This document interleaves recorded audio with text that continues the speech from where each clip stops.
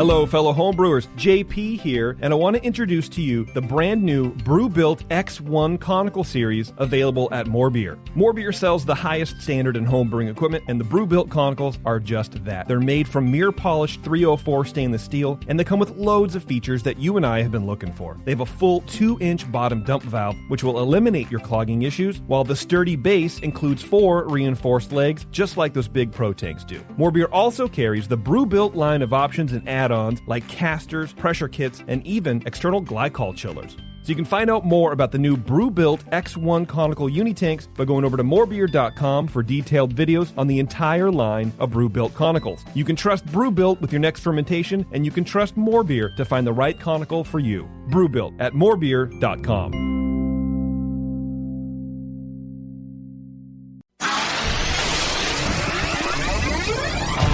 Great beer is about drinkability. Doesn't matter the style. You guys are like walking beer Wikipedia. That's the first time that you've ever accepted me as a person. Or you have a fermentation in your gut. I'm jet propelled at all times. How many guys do you think that you have the privilege to slap? Somebody who's never tasted a commercial example, and this is how you know everything about this beer? Please, you don't. I think that's bullshit. I think it's bullshit too. Wow. Are you guys going to arm wrestle? No. We're going to teabag fight instead. Yeah. You heard of Junkyard Wars? Can I get another high five, Beavis? Now, live from the Brewing Network studios in Northern California, this is the radio program for home brewers, craft brewers, beer lovers, and beer geeks. It's your only source for live beer radio that brings expert brewers together with, well, expert drinkers. This is the radio program with a head on it. This is The Session.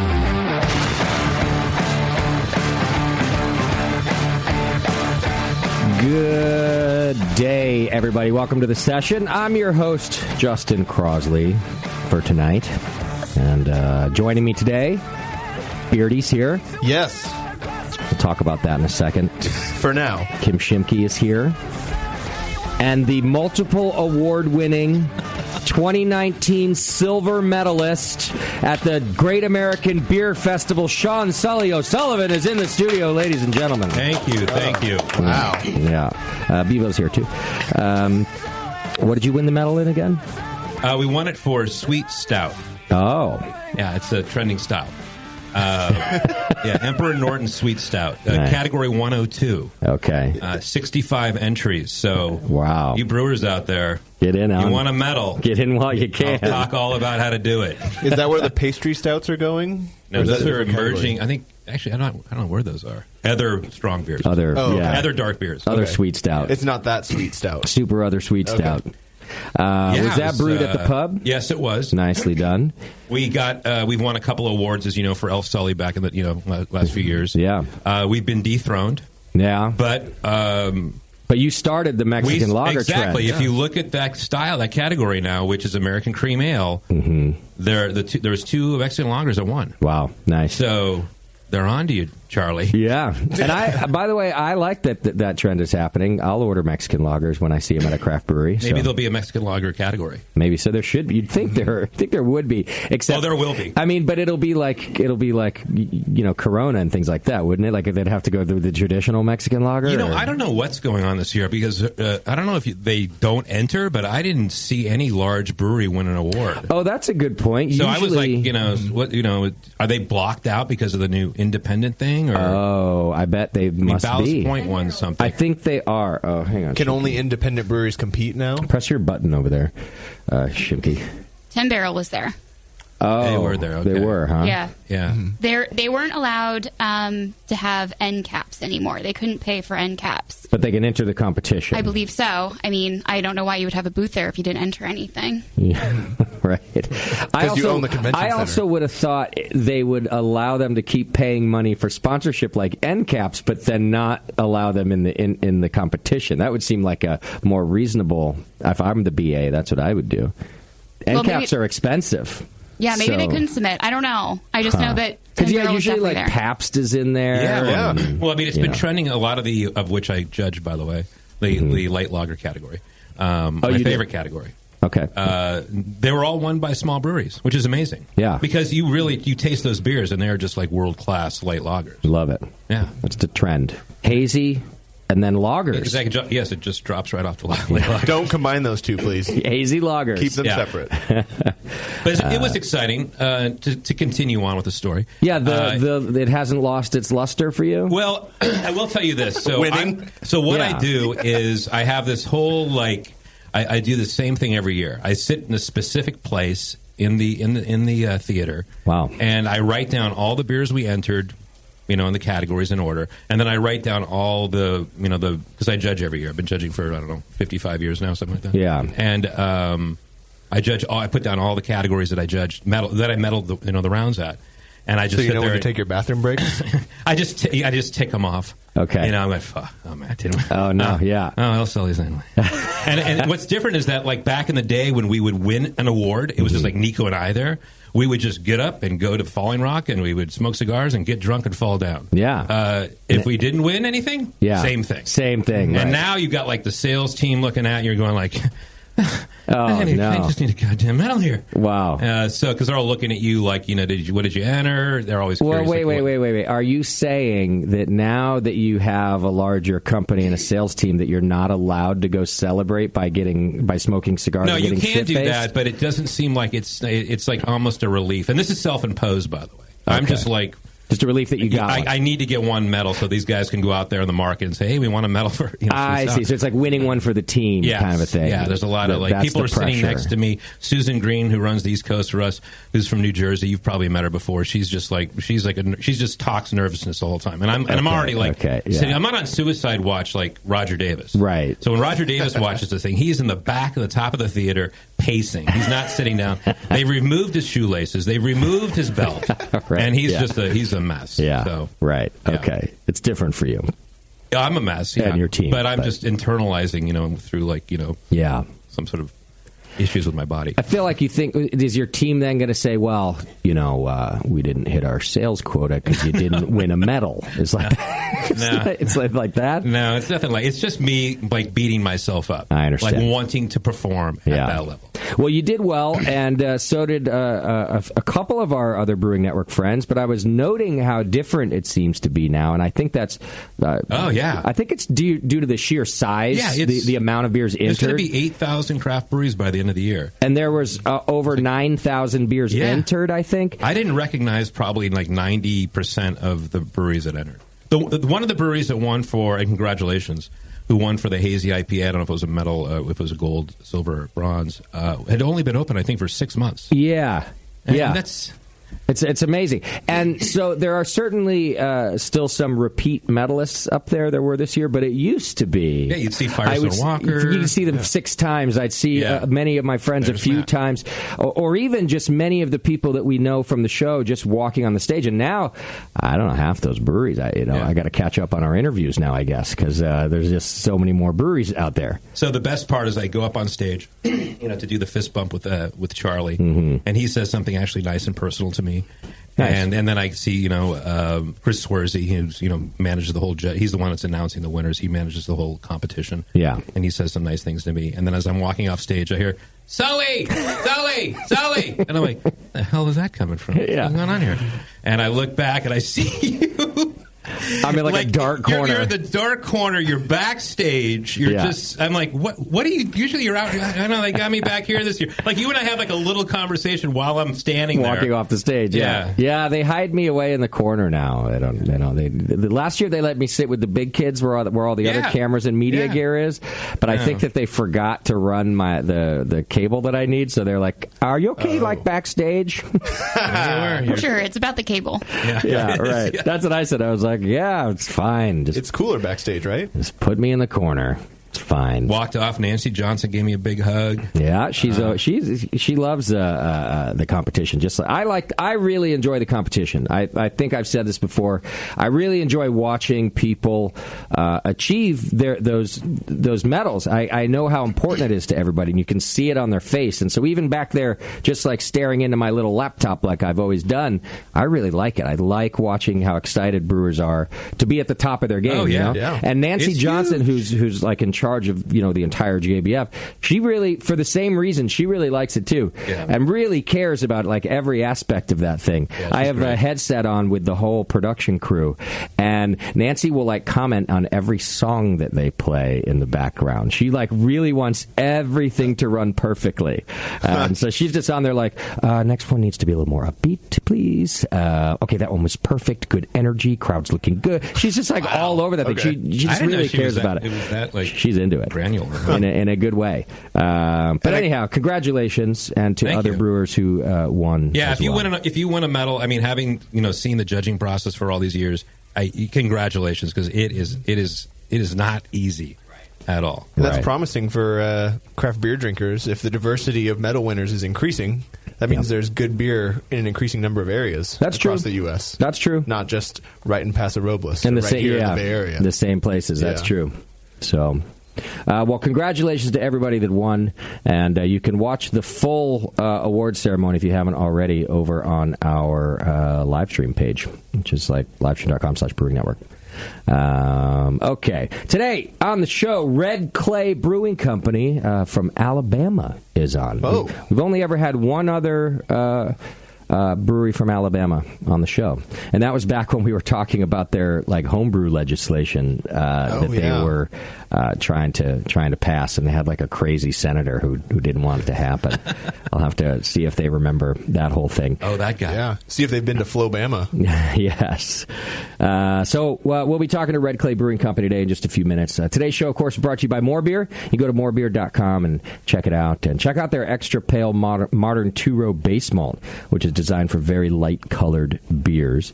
You can go see it at morebeer.com. All right, what do I have happening today? A couple of announcements. Well, first, Bebo and I got through our second annual Concord Oktoberfest this weekend. Nice. Which went well. It's a bit of a shit show, but it went well. Why was it a shit Did the mayor pour a beer as terribly as he did last year? Actually, so here's an interesting thing. What's going on? This is interesting. So the city of Concord, the way the mayor works is we elect our city council, but then on the city council, the mayor position rotates. So you're not really elected mayor. Everybody who sits on the council at one point or another is mayor for a term. I don't know if that term is 1 year or 2 years. Like this week, you're the mayor. It's like it's 1 year.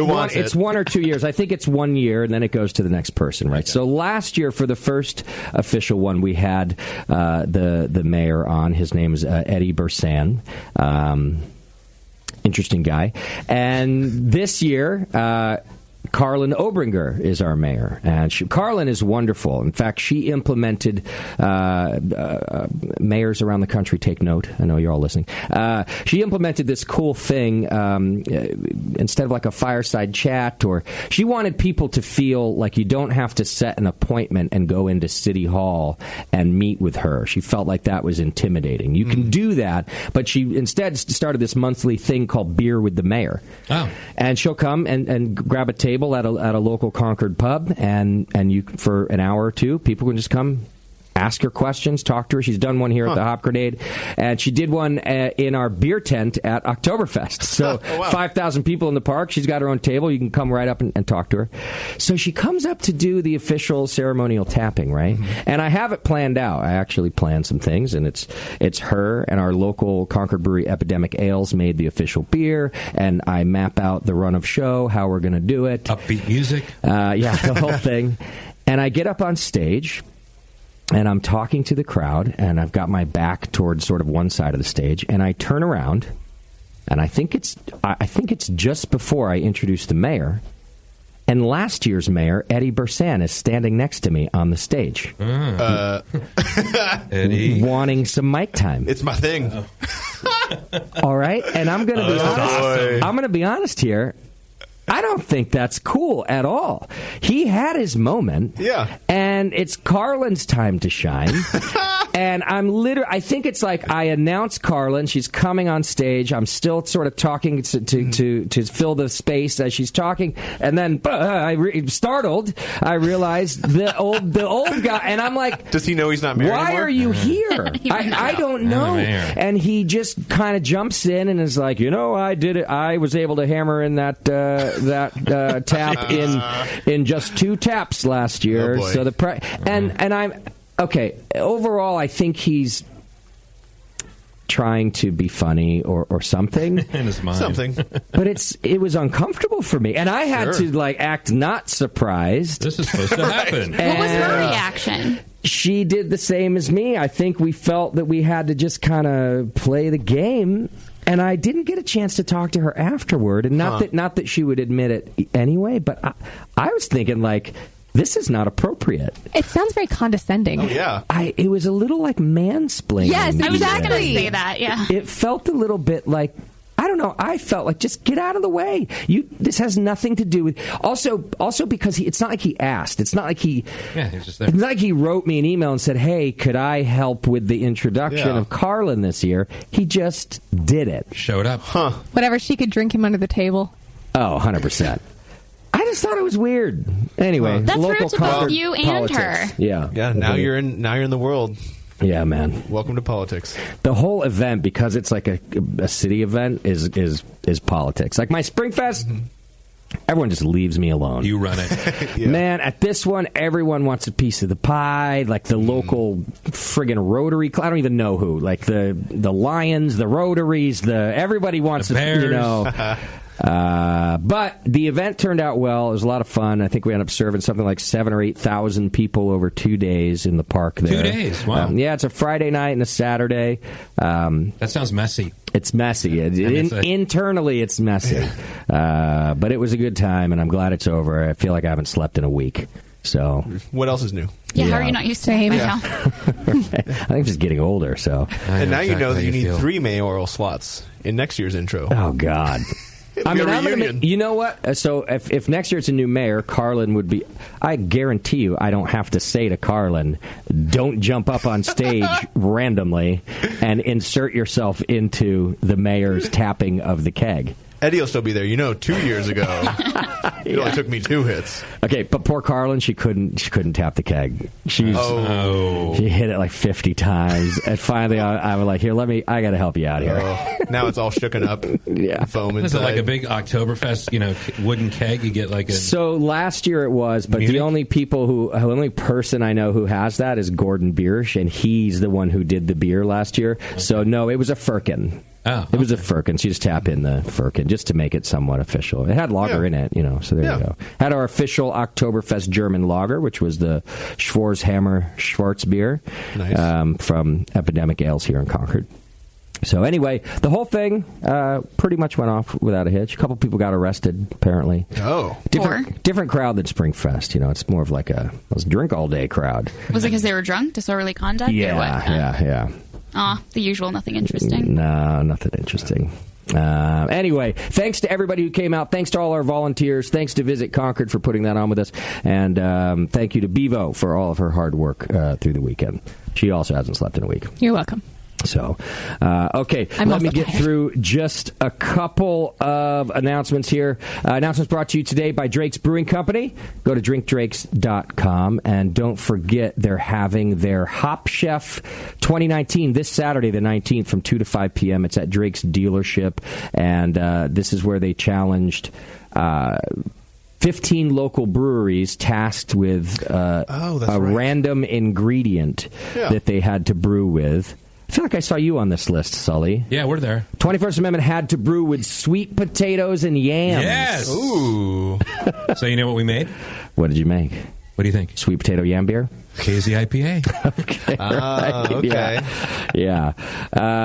Anyhow, 15 different breweries. You can go down to Drake's dealership. It's this Saturday, October 19th from 2 to 5 p.m. Go to drinkdrakes.com. You can find out more information there.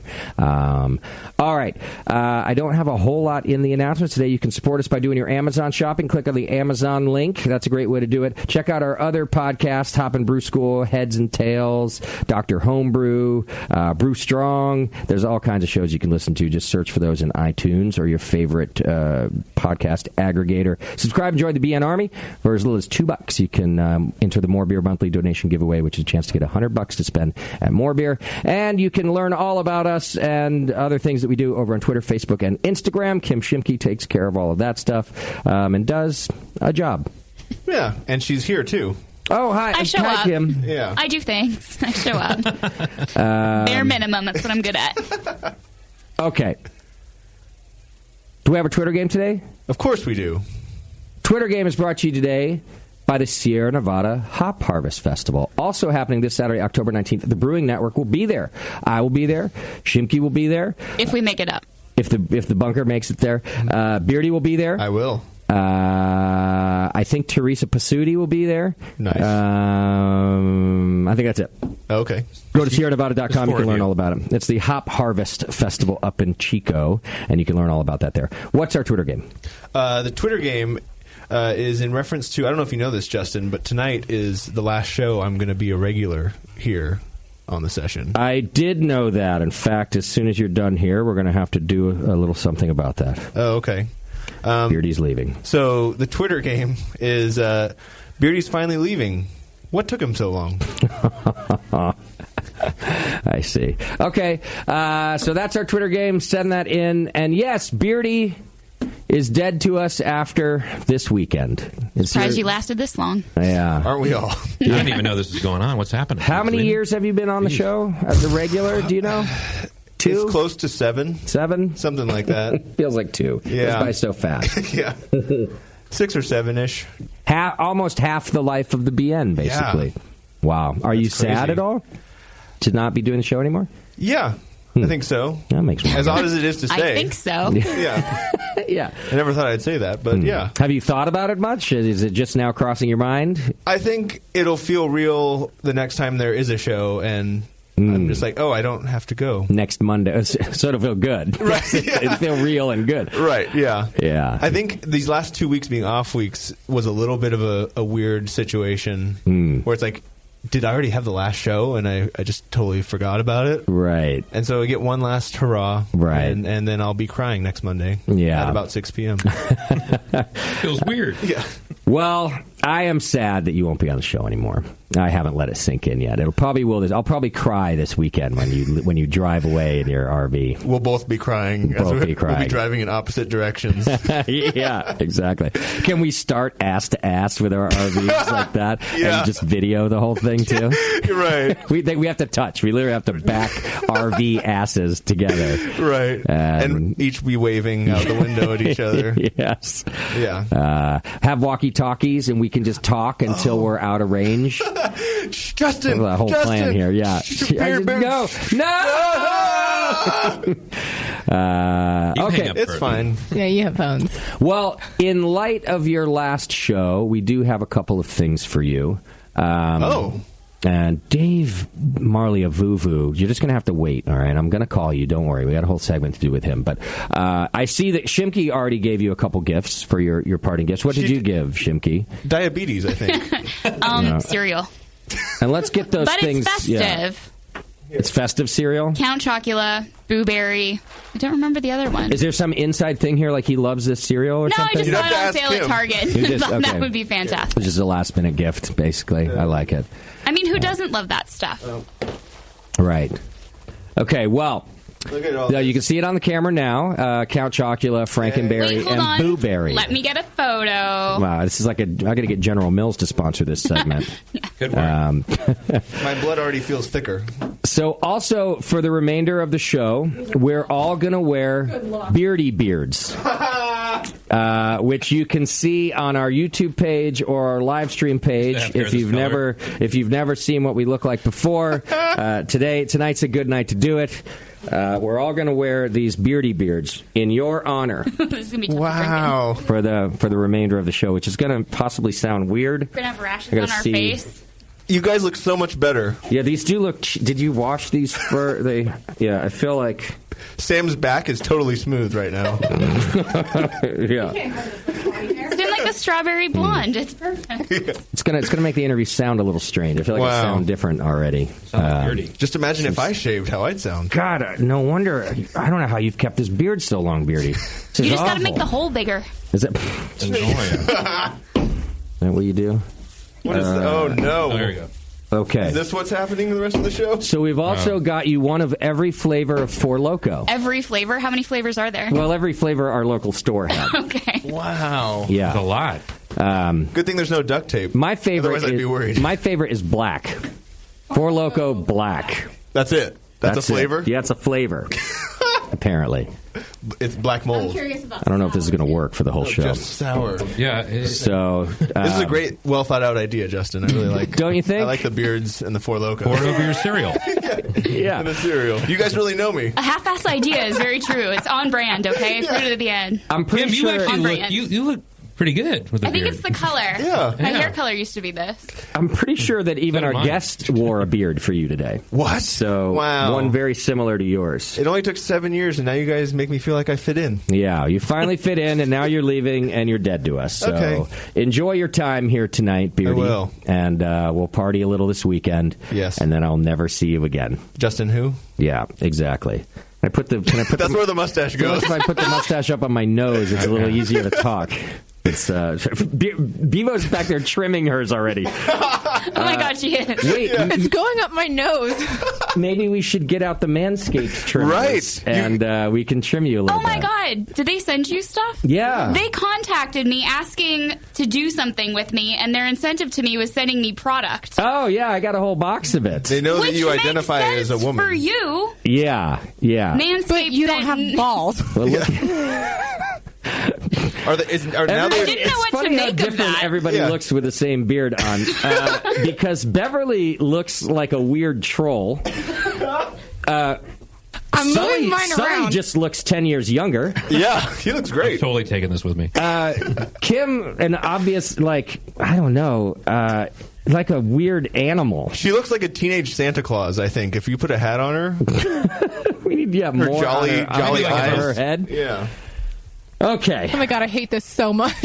It's very uncomfortable. I don't know if it's going to make it the whole show. Yeah, I'm wondering, what is It might make it because to it's the- in my mouth right now. Yeah, it might make it to the end of the segment. Yeah, those mustaches are pretty crazy. I'm sure whatever country it was made in had really high sanitary standards. Careful, yeah. they're shedding a lot. There's not asbestos in those beards. No, That's for not sure. at all. It's actually real llama hair. It's funny because you can't even see. I don't know how it is on mine, but you don't see Sully's mouth move when he talks. It just looks super. What are you talking about? Yeah. I've been talking the whole show. That actually could be his beard. Yeah.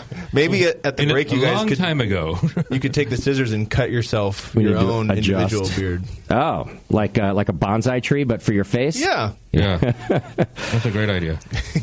Okay, let me get through some feedback real quick, and to do so, if he's still there, I'm going to get Dave Marley of Vuvu back on the phone.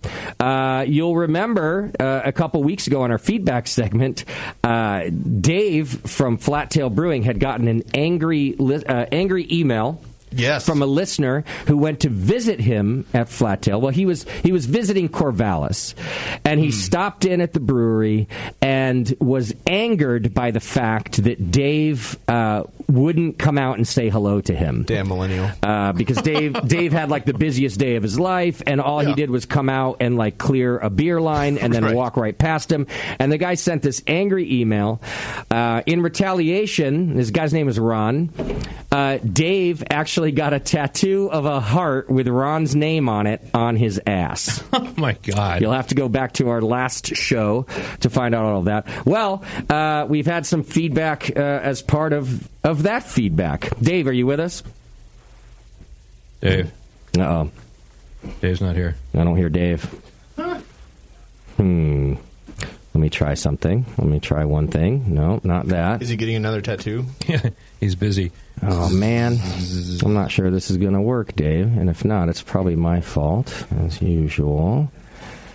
Oh, God. Half of these Four Locos aren't even flavors. Settings. What are they? Just Well, like Justin said, there's black. which is doesn't say what it is. No. Hear me. There's frost. I And then just there's can't gold. hear you, Dave. Let me see the black. I see that I'm sending Is gold audio higher to you. alcohol content? Well, it's 14%. Aren't they all? Oh, yeah, so is frost. It's all coloring. You should shotgun one. 14%. Let's do it right now. Yeah, you should. It's all for time. Let's go. If Kimmel Four Loco hands me, we'll do a race. I mean, I'm sure. Oh, Warren. I meant both of us. You have Four Loco Oh, hands, and I have goddamn Four it. Loco hands. Not just if you'll set me up, I'm ready to go. I was going to say, I How have cold some are duct tape. they? Yeah. They're cold. They're cold. I bought them less than 20 minutes ago. Well, maybe more. Yeah, because Justin texted you, Beardy needs a going away present. I'll have so you 2 pulled sips into of the gas each. station. And I will be drunk. Number right. He didn't text me. I was already here. Oh. The ingredients are interesting. Premium malt beverage. There we go. As soon as possible. Now he's not answering. That's what's happening. Oh, okay. Well. All right, well, let's do this. I'll go through it anyway, and we'll see what happens. So first of all, we had some feedback from Ed, who really liked it. He said, Justin, just a quick note of thanks. I haven't homebrewed in a while, so... I can't do this. I haven't homebrewed in a while, so I'd stopped listening to the session as much. I've missed a lot. I'm getting the bug again and listen to the show with the Tap Brewery. That's what show it was on. And this is what I missed. One of the best episodes and showcases what I love about the BN crew. The joking and friendship reminds me of my friends I like to drink and joke with. Excellent show. Thank you. P.S. I heart Ron. The story had me literally laughing out loud in the car from work. So as it turns out, Ron, an avid Brewing Network listener, tuned into the program where we read his feedback. Oh, boy. Hair in my mouth. How do you do this, Beardy? You trim it. Oh. Want some scissors? You can give us a lesson on the break. No wonder Candy hates it. You're going to get rid of it? It's your fault.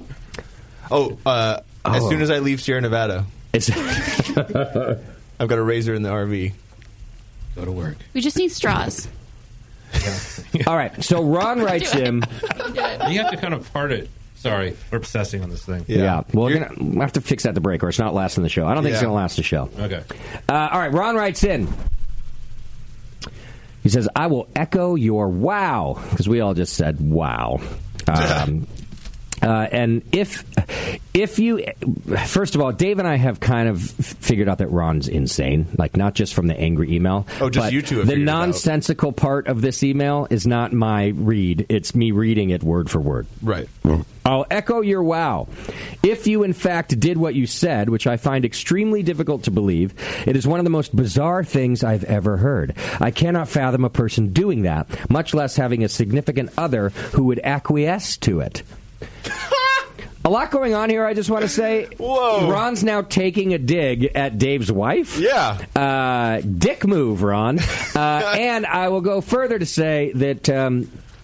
Dave is a unique individual. Dave, at times, makes me look sane. Yeah. Which is a very difficult thing to do. And Emma's doing the Lord's work. I can promise you, he did what he said. That is not a fake tattoo that he ordered off the internet that said Ron. I have a photo of him in the tattoo shop. Oh, my God. Bare ass. Yeah. Bare-assed. Get it. So, and you know what, Ron? I think he's a bigger man for it. I'm just going to throw that out there, too. I'll have to check in a few days. Yeah, but Ron goes on to say, I was extremely surprised when I started listening to the session and realized you were about to discuss me. It was one of those revelations I'm sure many drinkers have experienced. I'm going to say maybe not on this one, Ron. I had not thought of Corvallis or my experience at Flattail in the 2+ weeks since. But as soon as Justin started talking about you and a critical email, a light bulb went off, and I thought, yikes, I think I did that. I don't recall writing the email. Oh, wow. Oh, boy. I have a vague memory of it happening, though. To be clear, I do remember going to Flattail, but it wasn't my last stop. I did not see your email, which I'm thankful for, if it contains the pic you described. Ron, don't be such a pussy. Look at the pic. Yeah. It's funny. Have a sense of humor. It wasn't his last stop on his motorcycle. Right, exactly. After a few beers. Okay. He says now, I don't know how you picked up all this hate in my drunken rambling. I looked it up. I sent it that night. Seems like anger to me. What? So we're making a difference between the anger and the... I don't know. Oh, so he can be angry but not hateful is his distinction there. He goes on to say, it did irk me that I was blown off because I did call a couple of hours prior to arrival. Oh, that's enough. You know, I'll do this to my friends sometimes that it's not cool. I'll be like, Sully, I'm on my way to San Leandro. Are you there? And I'm not mad. He's like, I have sales meetings all day. I'll see you next time. Like, but you don't even know these people. Oh, right. Oh, he didn't know him. Okay, I didn't know that. Never met before. He just heard him on the show, thought he'd go to his brewery. Made a connection. Yeah. Had a couple beers in him. Yeah. And he probably didn't call Dave. He probably called Flattail's general number and said, of course. Hey, just so you know, I'm coming into town to hang out with Dave. Yeah. He says, I did call a couple hours prior to arrival. I wouldn't expect a brewer to come out and talk to me. if you or one of your employees would have simply said you weren't available, that would have been the end of it. Which I'm pretty sure is what happened. You asked the bartender if Dave was there, and he said, I'll go let him know, but he's very busy. Yeah. So I'm pretty sure that's the equivalent. He goes on now. If you rank my overreaction on a scale of 1 to 10, I'd give it a 7. But I'd give your overreaction a 28. Oh. Out of how many? I'm not sure why you felt the need to retaliate. Why would you care what someone you don't know and likely will never meet again says about you in a drunken rant? But I think enlisting the BN crew to skewer me on worldwide radio was more than adequate. I think involving my mother and permanently scarring your body is a little extreme. I don't know the mother part. I don't remember the mother part. Either. Is it just that the tattoo would look like mom?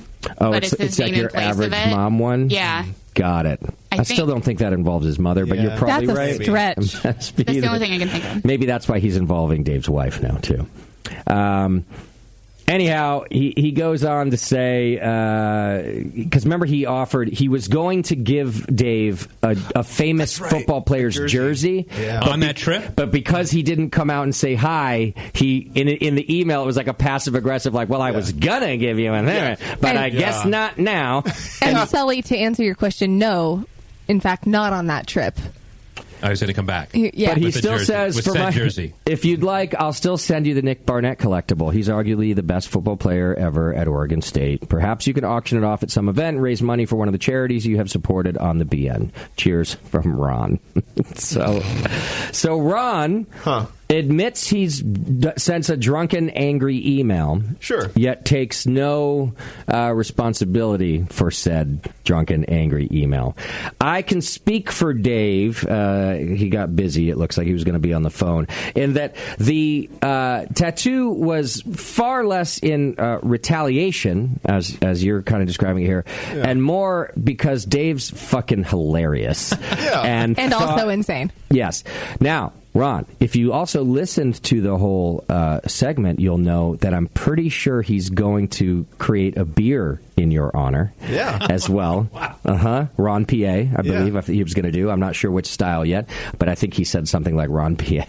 Should be an ESP. So, and it's not retaliation. It is the beautiful sense of humor that is Dave Marley of Evu. Yeah. So, kudos again to Dave, and I don't know what to tell you, Ron. It's great radio is what it is. I mean, honestly, you send an email in like that, it's going to be read. It may be read on the air, and you're going to have fun with it. Exactly. Especially, it was made, like, I was going to do it already, but it was twice as fun that Dave got a tattoo of your name on his ass. Next level Maybe shit. now, Ron, you'll learn that words next matter. level crazy. And apparently the whole time his wife was like, I don't know, this one, Dave, like, I don't know about this, because he's done crazy shit. Yeah. And finally she's just like, you're Dave, fuck it. Just do what you're going to do. It's going to be a tattoo or a scar of some kind. She's awesome. We are similar in that regard. All right. Well, we've gone way over time here. Thank you, Ron, for the amazing radio that you've given us, both in your initial email and your response here. And thank you, Dave, for being Dave. I like you so. I never really liked you, to be fair, but now I kind of like you. Wow. Ish. Those are really sentimental words. You're a fountain of sentiment tonight. From me. Yeah. Feedback was brought to you today by the Beer Law Center. You can go to beerlawcenter.com and check out our good friend John Semenkowitz, and he can take care of your trademark like he does mine, or your brewery filings, or anything else you need in the beer world. He's got a great team over there. Go to beerlawcenter.com and check it out. All right. We got to get to a break. I need a beer. And we got to trim our beard. Trim our beards. Get a beer. All sorts of things. My computer is not a happy computer today. Uh-oh. Oh, no. I'm getting all sorts of... This is not a good night to do this. I haven't had sleep. And then I'm blowing up by the end. I'm a little cranky, too. I'm a little cranky. Yeah. I'm not going to ask for a tour, don't worry. Yeah. We'll be right back. You're listening to The Session.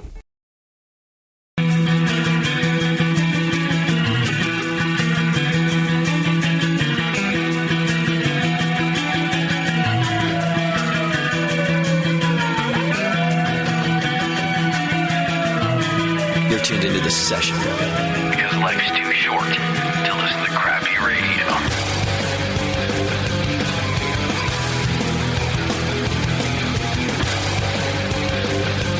All right, welcome back to the show. Thanks for hanging out with us today. And as promised, our guest, only our second brewery from Alabama that we've ever had on the show. We are now joined by Red Clay Brewing Company, and we're joined by John Corbin and Carrie McGinnis. And Sully, I'm going to give you one guess of which one of them is Carrie McGinnis.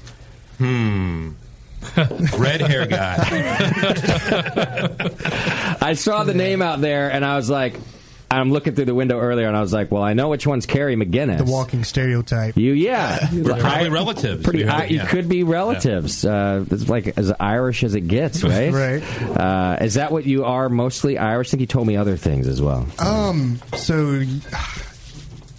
Yeah, it's. What was your dad's name? I'm one of the whitest kids in my family. First name? David. Oh, well, that's not very. I thought it was going to be. My great-grandfather was a McGinnis. Seamus. He married Villarreal, so Got there's it. Spanish there, too. Okay. You're probably a fireball when you're all fired up. That's why You guys know what I'm saying. Get enough beer sitting in him, out he's there going before all. the show, I've been drinking a lot of water. You guys made him keep contained? Right. Well, what'd you do that for? Way to go. No, it's a self-control thing. I've learned better by now. All right, well, don't do that too much. Yeah. I'll try to have We some need good fun radio here. But now it's drinking time. So that's you're listening to Carrie McGinnis. He's one of the co-founders. Then also John Corbin is here. John, okay, you got to help me do this. You got to help me pronounce the name of the town in Alabama that you're from. All right, it's Opelika. Opelika, yeah. Okay. Everybody wants to say Opelika, Opelika. No, it's Opelika. It's Opelika.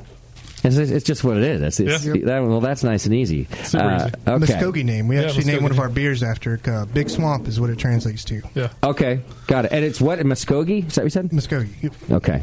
All right. So a lot of the culture around there is Muskogee? Oh, yeah, a lot of like rivers, the Chattahoochee, the Choctaw, the Hatchie. I mean, it's all native names. And are you guys born and raised in Alabama?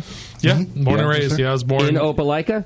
I was born in Opelika and raised in South Alabama, right on the coast. And Carrie was born and raised there. Okay. I've lived there my whole life, except for about 8 years, and then I came home. Okay. What happened there? Yeah. Navy and Army. Okay. Got it. All right. And then you came How right big's back. the town? 50,000-ish. Okay. With Auburn. That's big. That's Auburn, half the state. Opelika, you can I look thought at it was just the four of you. Yeah. right. Yeah. Auburn University, is that what you're talking about when Yes, you say we're Auburn? right. We're twin cities with Auburn. Like it's a circle with a line through it. You've Okay. got Opelika on one side, Auburn on the other. I see. Crimson Tide, right? War Eagle. Yeah, that. Yeah, right.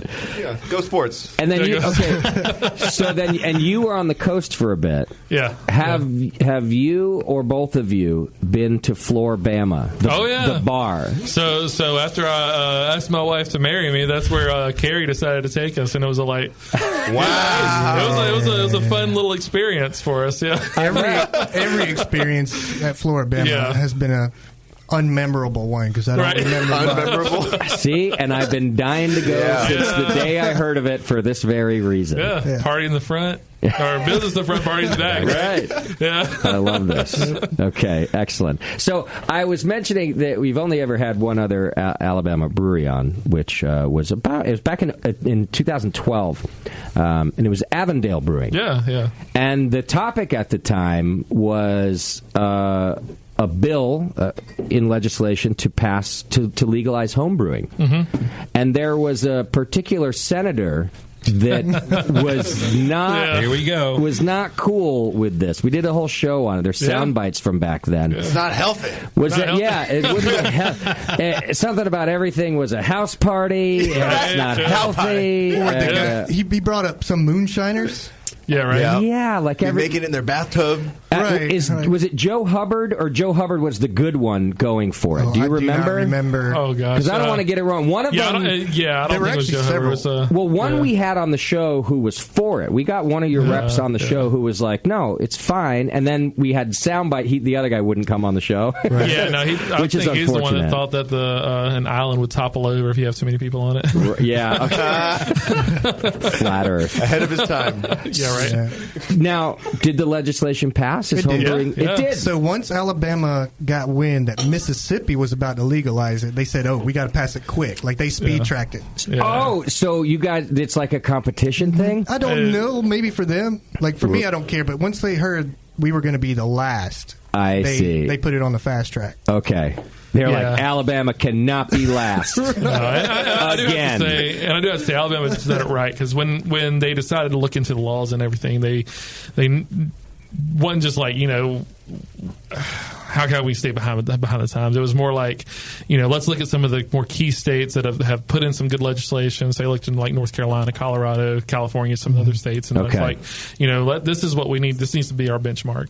Let's look at some of these states that have actually succeeded at this and make it into something like worth doing. And so I was living in Georgia when we first started off, and a lot of our home brewing was done in Georgia, because at that point it was illegal for us to do it. It was legal. But for us to start a brewery at that point, oddly enough, Alabama was actually the better state to do it, because, as most brewers know, when you first start off, your tap room's going to be a huge portion of your sales. Sure. And so for us, we were like, when it came to choosing between Georgia and Alabama, Georgia had limited hours, limited tasting opportunities, things like that. Alabama was pretty much, as long as you didn't serve after 2 or before 12 on Sunday, you're good to go.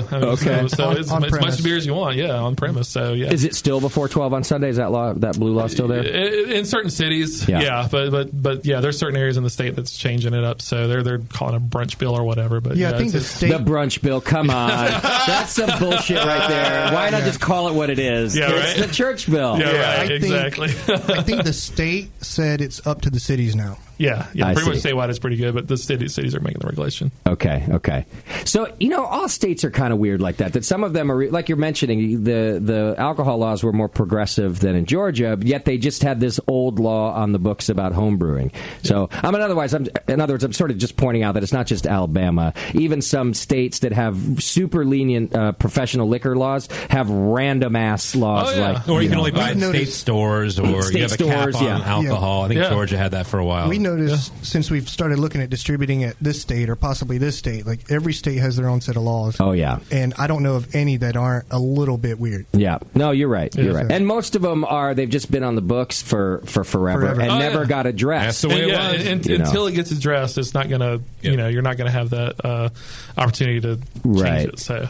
And so, were you saying too that in Georgia at the time, if you had opened a brewery there, your taproom hours would have been limited. You wouldn't have been able to sell a bunch of products. Distribution-wise, if you look between Alabama and Georgia, you look at some of the breweries in Georgia, like a huge portion of their sales is all distribution. So if you look at them, like packages, huge things like that. Alabama, your taproom is king there, and so like you're looking at a lot more people doing more draft sales and things like that, just because we're not heavily relying upon package. That just says to me that the distributors had a strong lobby in the state of Georgia and didn't have a stranglehold necessarily in Alabama. Well, no, they do, absolutely. Okay. When we started, distribution-wise, but taproom-wise, we're gold. When we started in Georgia, they were selling tours that would come with drink tickets. They couldn't sell an open pint like we could. Okay. When we opened. Interesting. And you can sell growlers to go? We can sell growlers. Yeah, and that actually after our first year being open, they opened that up. So we were definitely heavily trying to make sure that got pushed through. Yeah, so. And that brings up another weird thing. We're about to start canning in our facility. Our cans up to now have been partnered with another brewery, and since it's not made on site, I can't sell my cans in the tap room until we can them ourselves. Yeah. Interesting. Everything we sell in the tap room, we can sell package to go, we can sell 6-packs, whatever, if it's done there 100%. Okay.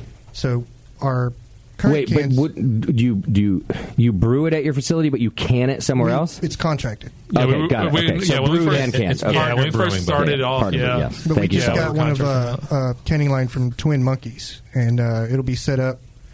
We're actually waiting on our labels to be approved, then we order our cans. So we're 1 to 2 months from actually canning on our own. Got it. Okay. So you put in a big canning line, or it's the smallest one on the market? Fairly small, but our facility is not massive. We've got 6,000 total square feet, but we got about 3,000 dedicated towards brewing and sort of holding that stuff. So. We're tight on space, but we found a company that has a really cool canning line where we can pump out a decent amount of beer and supply the market that we're looking for right now. Obviously, eventually we'll grow, but right now this is perfect for us. Do you know that Sully started canning on a four-head hand? Oh, trust me, I believe it. Hand filler. Yeah, I believe it, man. That's right too. That's even more ridiculous than it. Yeah, it was like milking a cow. It worked. It was great. Yeah, I mean, but it's funny, So for us, I mean, we've seen a lot of, like you guys and everything, as we're trying to start our business up, seeing how, looking back at where y'all started off and where you're at now, I mean, I feel like we're worlds ahead of it when it comes to, being able to have access to some of this stuff that wasn't available. Information technology. Yeah, exactly. yeah. And so it's really cool to see and know that we're okay.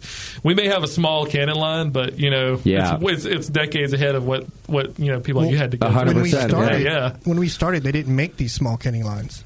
Yeah. They only had the huge ones like you see the Crown and all that. Right. Mm-hmm. Now it's caught up. Okay. Yeah. All right. And how long have you guys been open?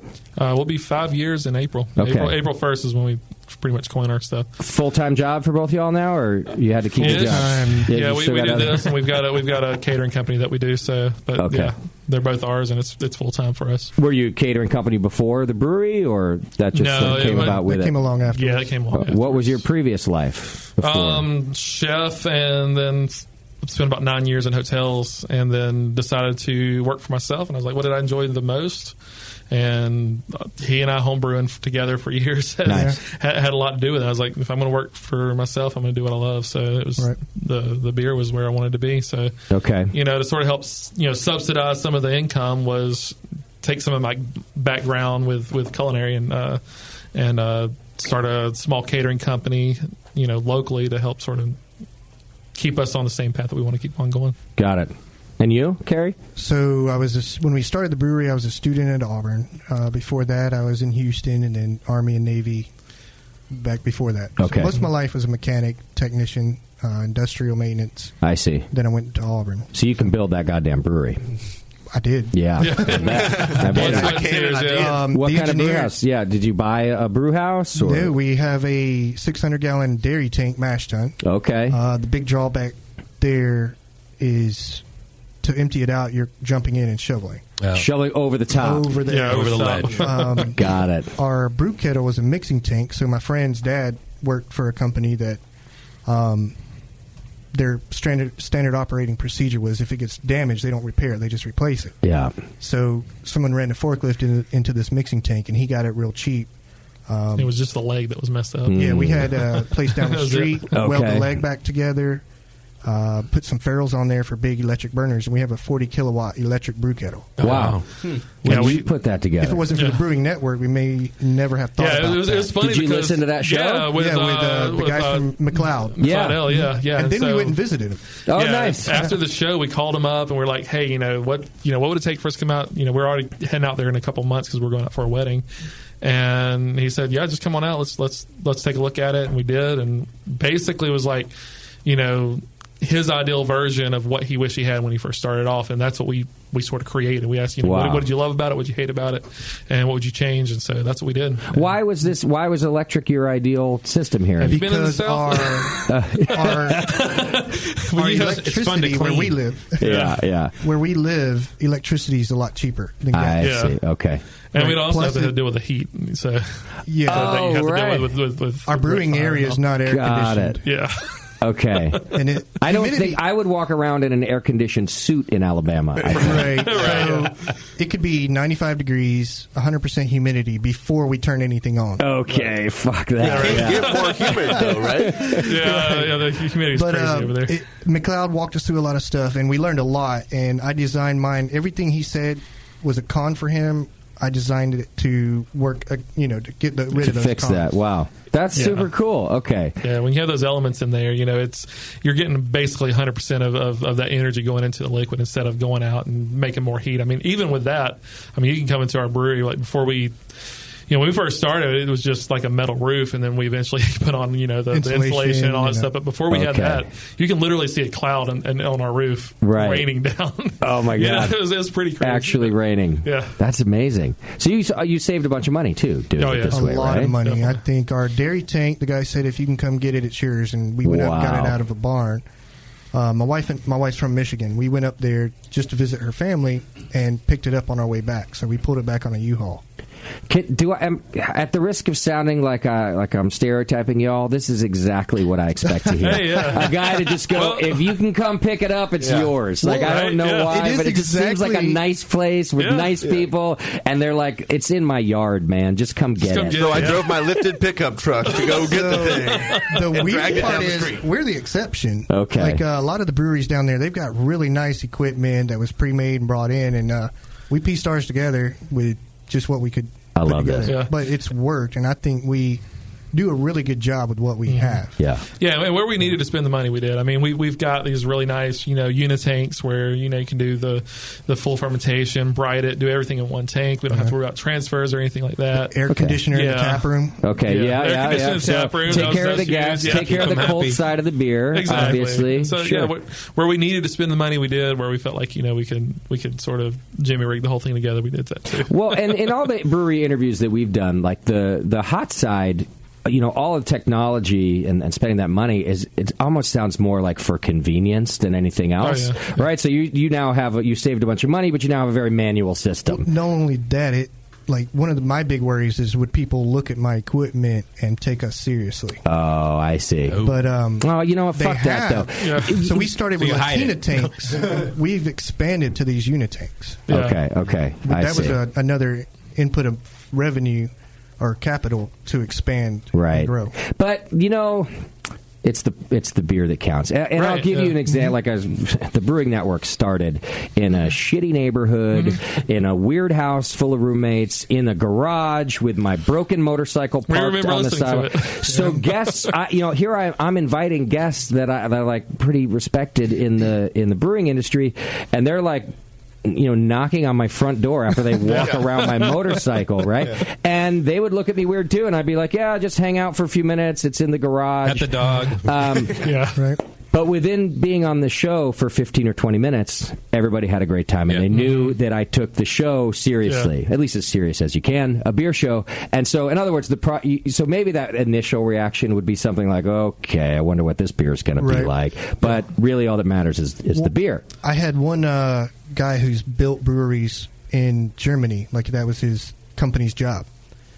Breweries, distilleries. He built Jameson's new brewery. His company did that. Oh, nice. And he looked at our system and he kind of laughed a little bit, but then he tried our Kolsch, and he just couldn't believe it was made on that equipment. Okay, yeah. But like you said, we spend the money where we needed to control our fermentation temps, things like that. Sure.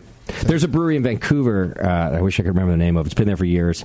And it's known as the place is a piece of shit. You're like walking into somebody's garage, just like I'm explaining, and the equipment's gross. Like it's shit. You walk in and you're like, I don't really know what to do here. Beer is fantastic. Took care. It looked awful. He didn't go that route like clean brewery means clean beer. He just had he had clean fermentation tanks. We have expensive equipment, but clean. Like I drive a hard ship on that. We stay clean. My guys keep that brewery clean. All right, we can't afford to lose batches. We're too small. Right. And one microbe can mess you up. Yeah. What size of batches are you guys fermenting now? Fermenting's 15. Our brew house is 7. Okay. We started out with 7-barrel fermenters. Okay. Nice. How many of those do you have? The 7s or the 15s? Yes. How many fermenters do you have? It was 6 on both. Okay. Yeah. That's a lot of beer. Yeah. Yeah, we can, especially with the unit tanks, we're able to really pump out a lot more beer than we were with the 7 barrels. And it's not so much as the size; it's the fact that you have that bottleneck at your bright tanks. And so, sure, we had the 6 Latina tanks. Yeah, Latina tanks, which were sort of open top. We can seal them up and all that stuff. But that was a nightmare. But we had 2 bright tanks that we had to transfer it to, and so if you had more than one beer that was ready to go, then or more than 2, then you were sort of stuck trying to baby that beer waiting on the bright tanks. Yeah, and now it's just like we got 6 full 15-barrel tanks, that we can do whatever with. We cold crash, we bright, we do everything in one tank. Have you done this with your climate out there? Are you going to start embracing this Kveiki bullshit that everyone's doing right now? Whoa. So our brewer Craig, he just discovered that yeast that can ferment at like 110 degrees. Yeah. It can. But he's a brewing science guy. He just graduated from Auburn's brewing science. Okay. And our assistant brewer Patrick is a previous graduate of Auburn's Brewing Sciences. He came to us as an intern. But he was in school when he learned about this yeast, and he was all excited about it, and I just kind of shook my head. Now, I may taste the beer and think different, but right now, I'm still skeptical. Well, I'm making fun of it, but I've had beers on both ends of that spectrum, really good ones, and okay, that was 110 degrees. So I've had both. Mm-hmm. Just curious, though, throw out all that glycol and throw some Kveik yeast in, right?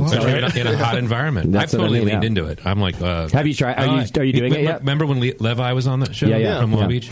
So I actually became good friends with him, went down there, got a tour, met his wife. He's great. And we've locked in on this stuff. Okay. So, we haven't done anything really with it yet because we had some bad luck with it at first. Yeah. And we're like, I don't want to brew with that because for all the reasons that you're talking about. But I'm excited about trying to see where it's going to go. You're going to have to bring some in. Yeah, it might be interesting for us to try one because we still have those, those 7-barrel Latina tanks. Oh, there you go. We have like zero temperature control on those, and so it might be something to, if we have a little extra. When we first started, we had a room, that's what we'll do. A temperature-controlled room that the Latina tanks were in. Okay, yeah. But now I can control within 1 degree on these new tanks. And nice. It's a whole different world. So you could have gotten that room to like 30 or 40, but the beer was still 70. Well, we kept the room about 55 to try to keep the fermenting temp where we wanted it. At 65 or right. something? And after that, it'd go to bright. But one of the biggest problem with those is the foam over. Oh, right. If we're doing, a hefty Weissen, it's fine. When we did our 8.5% Imperial IPA... Or that wonderful sweet potato brown that we did. That always did it. Yeah, there'd be at least a barrel on the floor when we came in the next morning. Wow, yeah, that's a mess. It was a nightmare. Okay. Do you celebrate your quirkiness of your the hot side? It sounds like, from a marketing perspective, I would think like you just have so much fun with that. Like, it's like lean into the weirdness. Yeah. Well, we definitely own it. We never claim to be pinkies up or anything like that. So. Yeah. Just own that you built it. Like I built it. Oh yeah. The blood, sweat, and tears.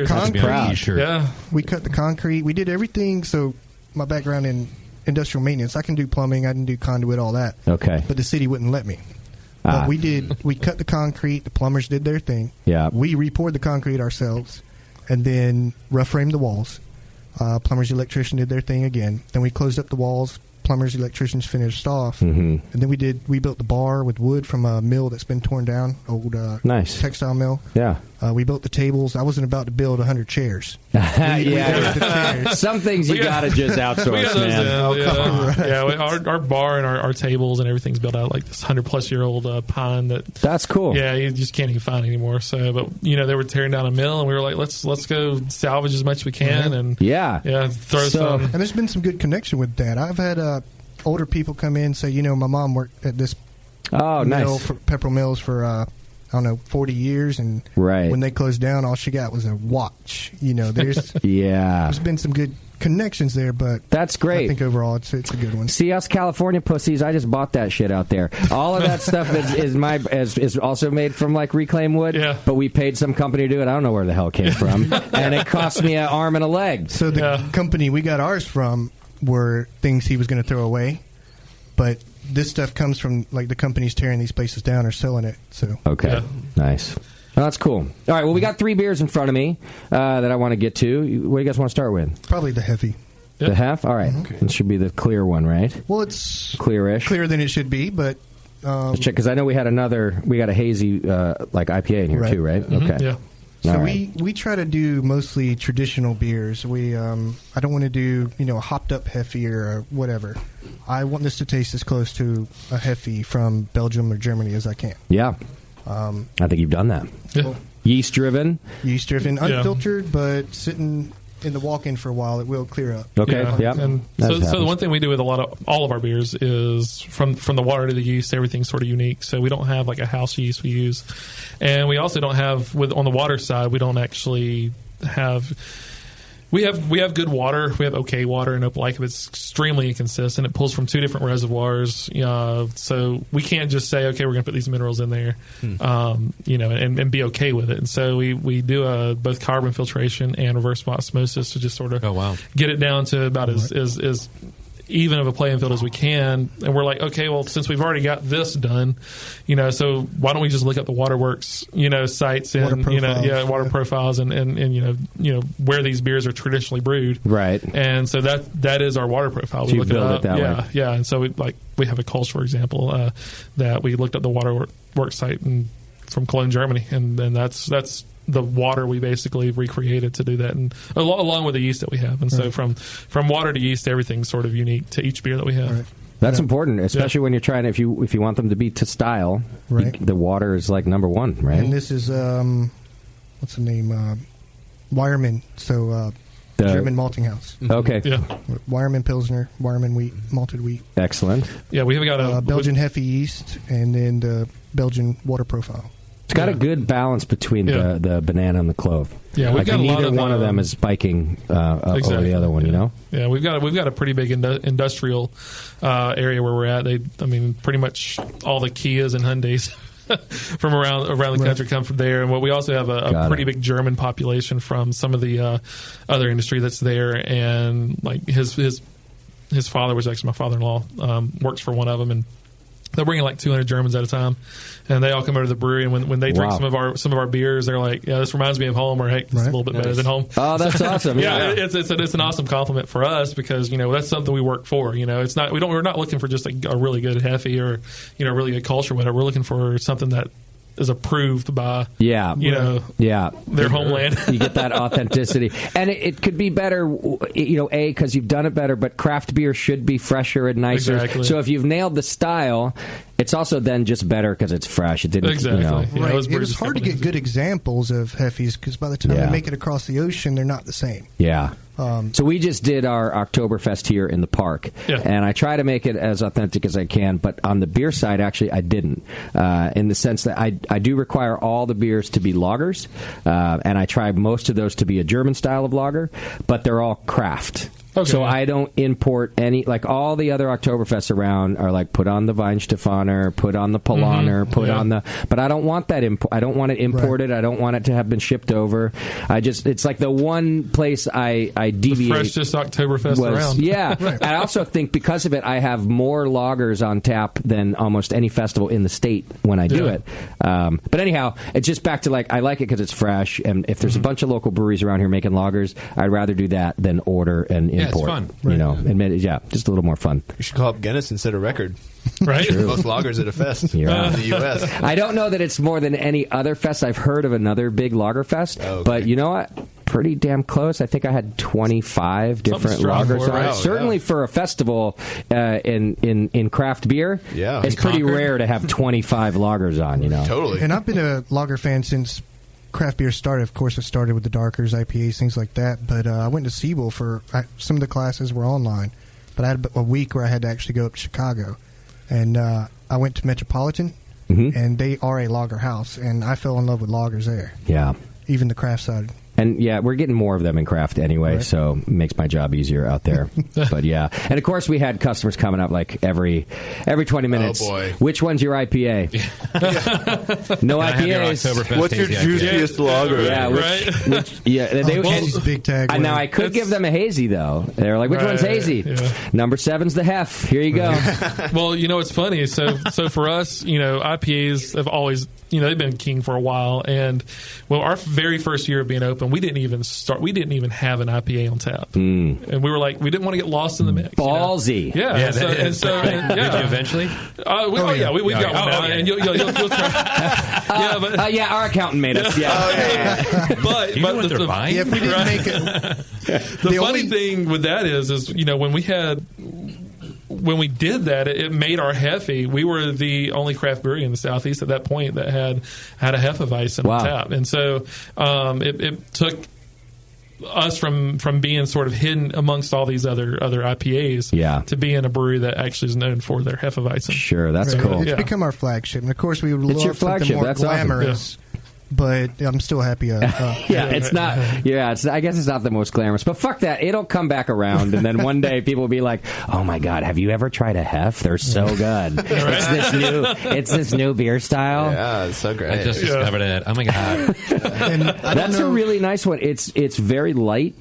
And like I said, the yeast character is subdued enough for me. I'm just not a big heft fan, and usually because they're either over clovey or over bubble gum or over. And we didn't want that. We were trying to keep it as sort of toned back as possible. Yeah, it's got a nice tartness to it, nice sweetness. Yeah, I think if you ferment low, like a lower temp. Well, for me, if it doesn't have banana, it's not a hefe. It's got banana for sure. It's not over the top. We didn't want to be over the top because our first one we made that did get a little warm and you got into the bubblegum area. Mm-hmm. But we've toned it down since then, and we do try to find a balance because this is a beer a lot of non-craft people can sit around and drink. Oh, yeah. So like one of the craft gateways. Yeah, absolutely. That's something we've noticed. It's easy drinking. And so what are we talking, like 65, 66 degrees fermentation? Fermentation for this, I think, is around, we started around 65 and we bump it up to about 67. Okay. And whose yeast are you using in it? White Labs. White Labs. So that's the Weinstefaner strain, I think. Maybe. Or is there's one it's other the Belgian one. Hefe. Oh, then it's not Weinstefan, yeah. Good on you for using White Labs. Look at you. We love White Labs. You must have been listening. They do to listen. Must have been listening to this show. When we were homebrewing, we dreamed of going around the world and collecting all these different yeasts from around the world. Turns out Chris already did it. Yeah, he already did it. That's why you paid for it. He stole your fun. Then we found out they've already done that. That's funny. You're like, shit. Well, I guess we'll open a brewery. We'll still travel around the world anyway. Yeah. Just to drink the beer. All right. At least travel to California. Yeah. There you go. The year before we opened, we did something we did like to coin our Alco tourism year. Oh, yeah. We visited about every brewery we could possibly think of in the U.S. And, nice. His dad went out to Germany around the same time, so he visited a bunch of breweries then. And, wow. So we try to collect as much data as we could and samples as we could, and it was fun. That's a fun business write-off. Yeah, right. Yeah, exactly. That's a good one. Yeah, right. Alco tourism. Yeah, I've never done that before. Eco-tourism was becoming popular, so I thought, well, we're Alco tourism. I love this. I'm going to start a new business right now. Take that from you. All right, I think we got a Scotch ale in our glass. We do. Do you want to try that? It's a Mackenzie Scotch ale. So a lot of our beers we sort of name after something regionally or locally that we do. And Mackenzie was the artist that did the murals on our state capitol. Oh, nice. Yeah, so okay. he's a Scottish immigrant that did it. So, and this is it's Scotch ale. 10%.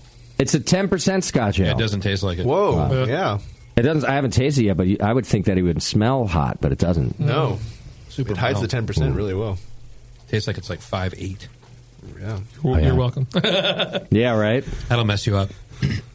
That's really nice. And that really is good. the Edinburgh ale yeast from White Labs. I like that yeast. I brewed with it once, actually, believe it or not. Whoa. Yeah. The one time. I did it one time. I think it was just for a brown ale I was doing, and I loved it. Sure. But I did it because some other crep brewers had come in and said, oh, yeah, I use this. I liked their, whether it was their brown ale or something, and I just really liked what it does. So I haven't heard it in years, though. I feel like that's not like everybody's favorite yeast. Like I said, we try to stay traditional, and one of those things is we use English ale yeast for our English brown. We use the Cologne Kolsch yeast for our Kolsch, and so on and so forth. How the hell does that taste like 5%? So it finishes. I promise the alcohol's there. It finishes around 10-10. So Okay. a little bit of sweetness, I think, helps cover up the alcohol. Got it. It does, yeah. Yeah, there's a little like toffee sweetness, which I really like, caramel. But the high alcohol keeps that 10-10 from not tasting too sweet. Right. Also, Yeah. like it's just like They the cancel. perfect balance of residual sugar and alcohol. Well, thank you. Bevo that's just jumped dangerous. back to get some. Right, yeah. Like, I can't, Hold on. Have I heard enough? I have to drink She's this. like, did you say 10%? I'll be right It tastes there. good. I'll be right there. So Marisauder Is base. this the beer you serve on college night at the in the tap room when the So university's I've been there? very surprised with craft lately. For us, at least in our tap room, we've seen it take a lighter trend instead of everybody walking in looking for your darkest beer. Yeah. But it's still one of our main beers. We do have some people that walk in and instead of looking at the beer, they go down the ABV. Yeah. You know, we rarely hear that anymore.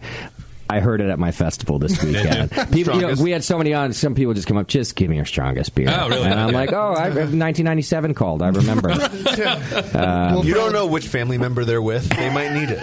Yeah, that's a good point. I shouldn't judge. A little close to Thanksgiving, that starts to kick in. That's right.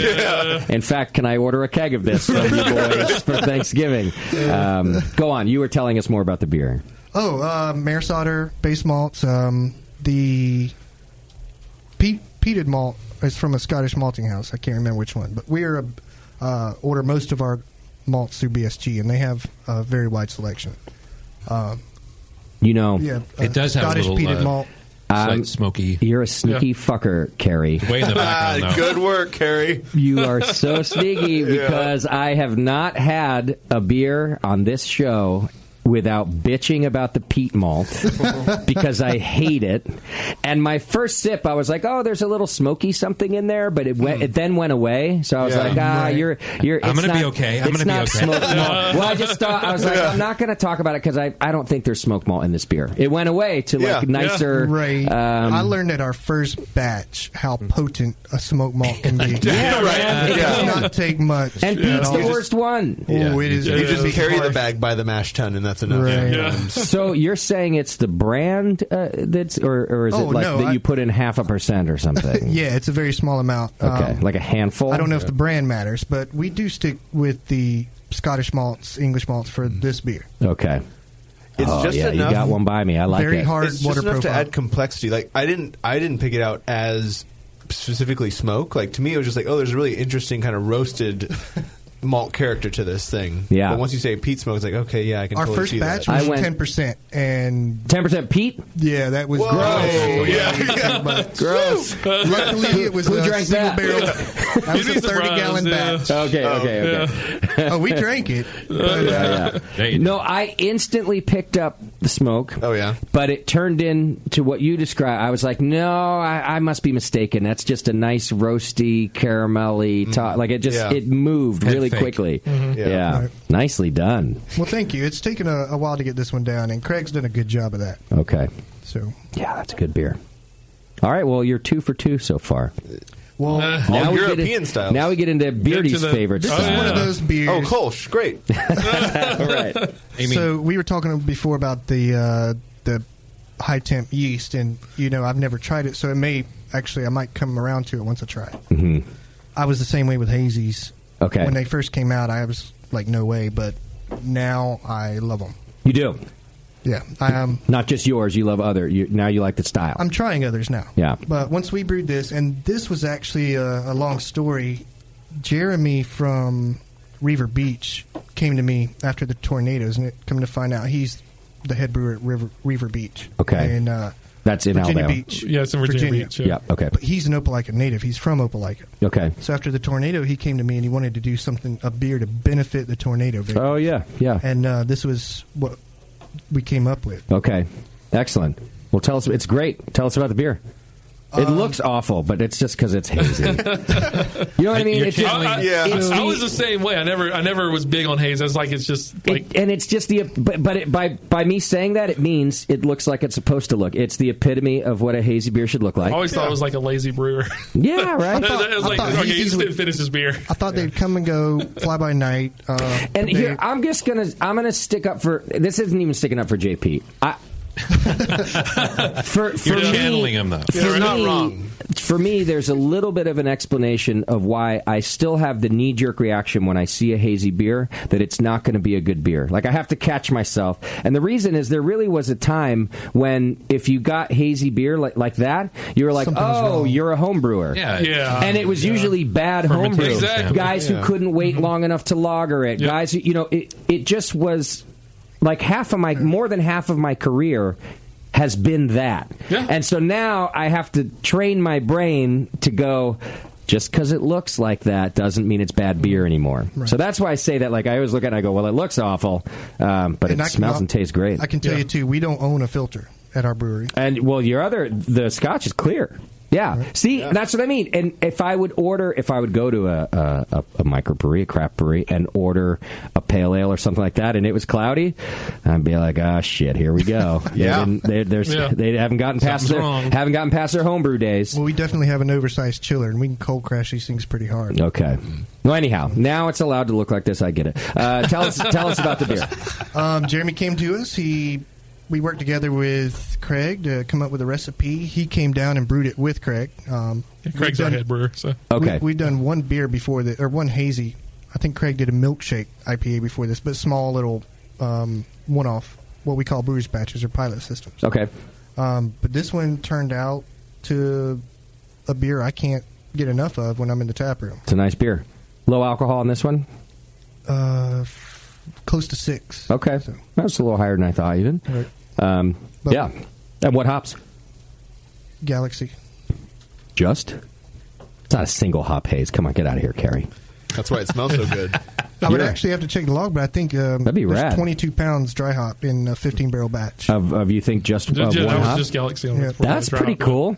Right. Wow. And when he gave me the recipe, I looked up the cost of those hops, spot market.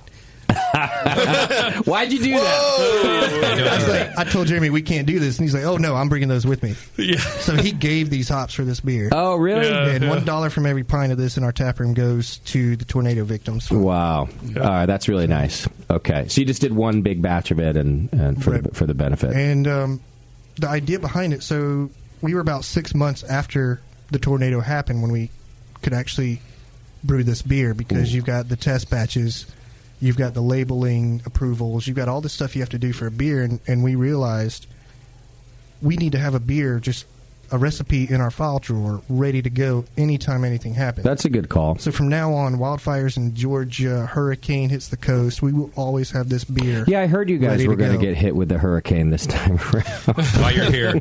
Sorry. That was a few months ago now, but anyway, never mind. Yeah, we'll have this ready to go anytime something in our area happens. Anything from Virginia, even wildfires out here, we can brew this beer and donate the money. Wow, that's nice. And we won't have to wait 6 months to actually do it. Sure. That's smart. I don't know that any brewers ever really thought of that, because we're just like, oh, we better do something now. It's reactionary, you know. Yep. I'll think ahead. Or maybe that's just a sign that you guys are in such a disaster-ridden area that you're like, shit, we better have something on file. Tornadoes, we actually have earthquakes. So we're lucky. There's 49 other states. So we're lucky. I mean, we don't get hit hard with a lot where we're at, but we're in like a little valley right down from sort of over a hump from the Chattahoochee.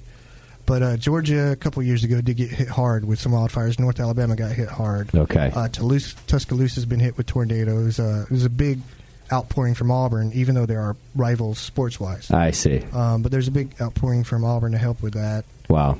That's really nice. I saw in my notes that you guys like to do a lot of the charity beers and raise money. We do. Yeah, we work with so this is sort of our latest one. We also we do a lot of stuff with like 1% for the Planet.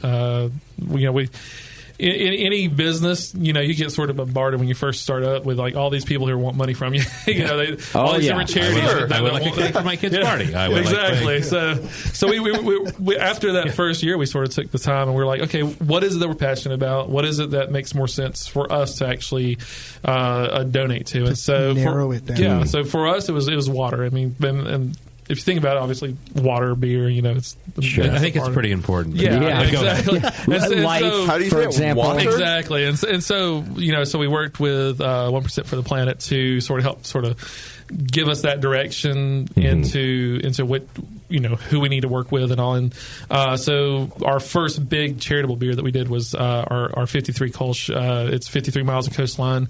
We do stuff with Alabama Coastal Foundation. And so we just had this big oyster fest. We had about 300 people come out to that, and a huge portion of the proceeds go to help their oyster redevelopment program that they have. Yeah. And then obviously we have this one right here, and then we are actually introducing a new collaboration with the Alabama River Alliance, and that's going to be another beer that we're going to have with them. We'll be introducing that with our fall bash, and so a portion of the proceeds of that will go towards their program, which will be, and the beer's we'll call it River Defender. It's going to be that's cool. great. Yeah. And our overall charity that we picked, just that way we could have a reason to tell everybody, no, this is where we decided to put on. Sure, yeah, right. Was 1% for the Planet. Okay, so 1% and that's the one about water. Well, 1% for the Planet, it's for like an overall environmental organization. They're sort of an intermediary that helps bring people like us, businesses, together with the organizations that need the funding. I see. And so what we've done is when they come to us, and so like when we talk to the Alabama Coastal Foundation, we wanted to do this partnership, and sort of the caveat to make that happen was, we were like, okay, we need to introduce you to this group called 1% for the Planet. And so a lot of the Alabama organizations that are now members of that group have been sort of introduced through us, and so that's nice. That's how we do it. And so I love this. We're basically committing 1% of all of our sales to this type of charity. Okay, which allows it to go in different places, but it's through this type. Right. Yeah. Their philosophy is if every company on earth donated just 1% of their sales, the environment can be taken care of. Done. Right. Wow. And it's not a lot. When you think about it, it doesn't matter how small or how large you are. 1% could be $500 for the year, but can also be $2 million for the year, depending on what size company. Why did you look at me when you said $2 million? I don't $2 million. Well, he's not going to look at me. I can tell you what 1% of the Brewing Network is right now. $1 going to. So there you go. You met your quota. See, I'm saving the world now. Wow. Right there you go. Love this. Pat yourself on the back. Yeah. All right, I got to get us to a break. Your beer is fantastic. I'm loving your philosophy so far. Let's take a quick break. Beav will get some more beer in our glass, and when we come back, more from Red Clay Brewing Company. Hang in there. Hi, this is Tyler from Libertine Brewing Company on the Central Coast of California. You're listening to Brewing Network, The Session. It sucks. Does it suck? It sucks. But that's what's good about it, is that it sucks, right? All right, welcome back to the program. Thanks for hanging out with us. And thanks to our good friend Brad Smith over at Beersmith, the Beersmith brewing software. Go to beersmith.com right now. Get your free 21-day trial. It works on Mac and, I don't know, are there like 21? Everything. Works on everything. There are other computers? Yeah. Works on Mac and the other one. Anyway, go to beersmith.com. Get your free trial. It's amazing. You'll love it. You can use it as a pro. You can use it as a home brewer. It does more. I guarantee you that it does more than you need it to do, by a lot. Go check it out, beersmith.com. All right, we're still hanging out with Red Clay Brewing Company out of Opelika, Alabama. Place that sounds like I want to visit. It's a cool place. Oh, absolutely. It sounds like a nice place.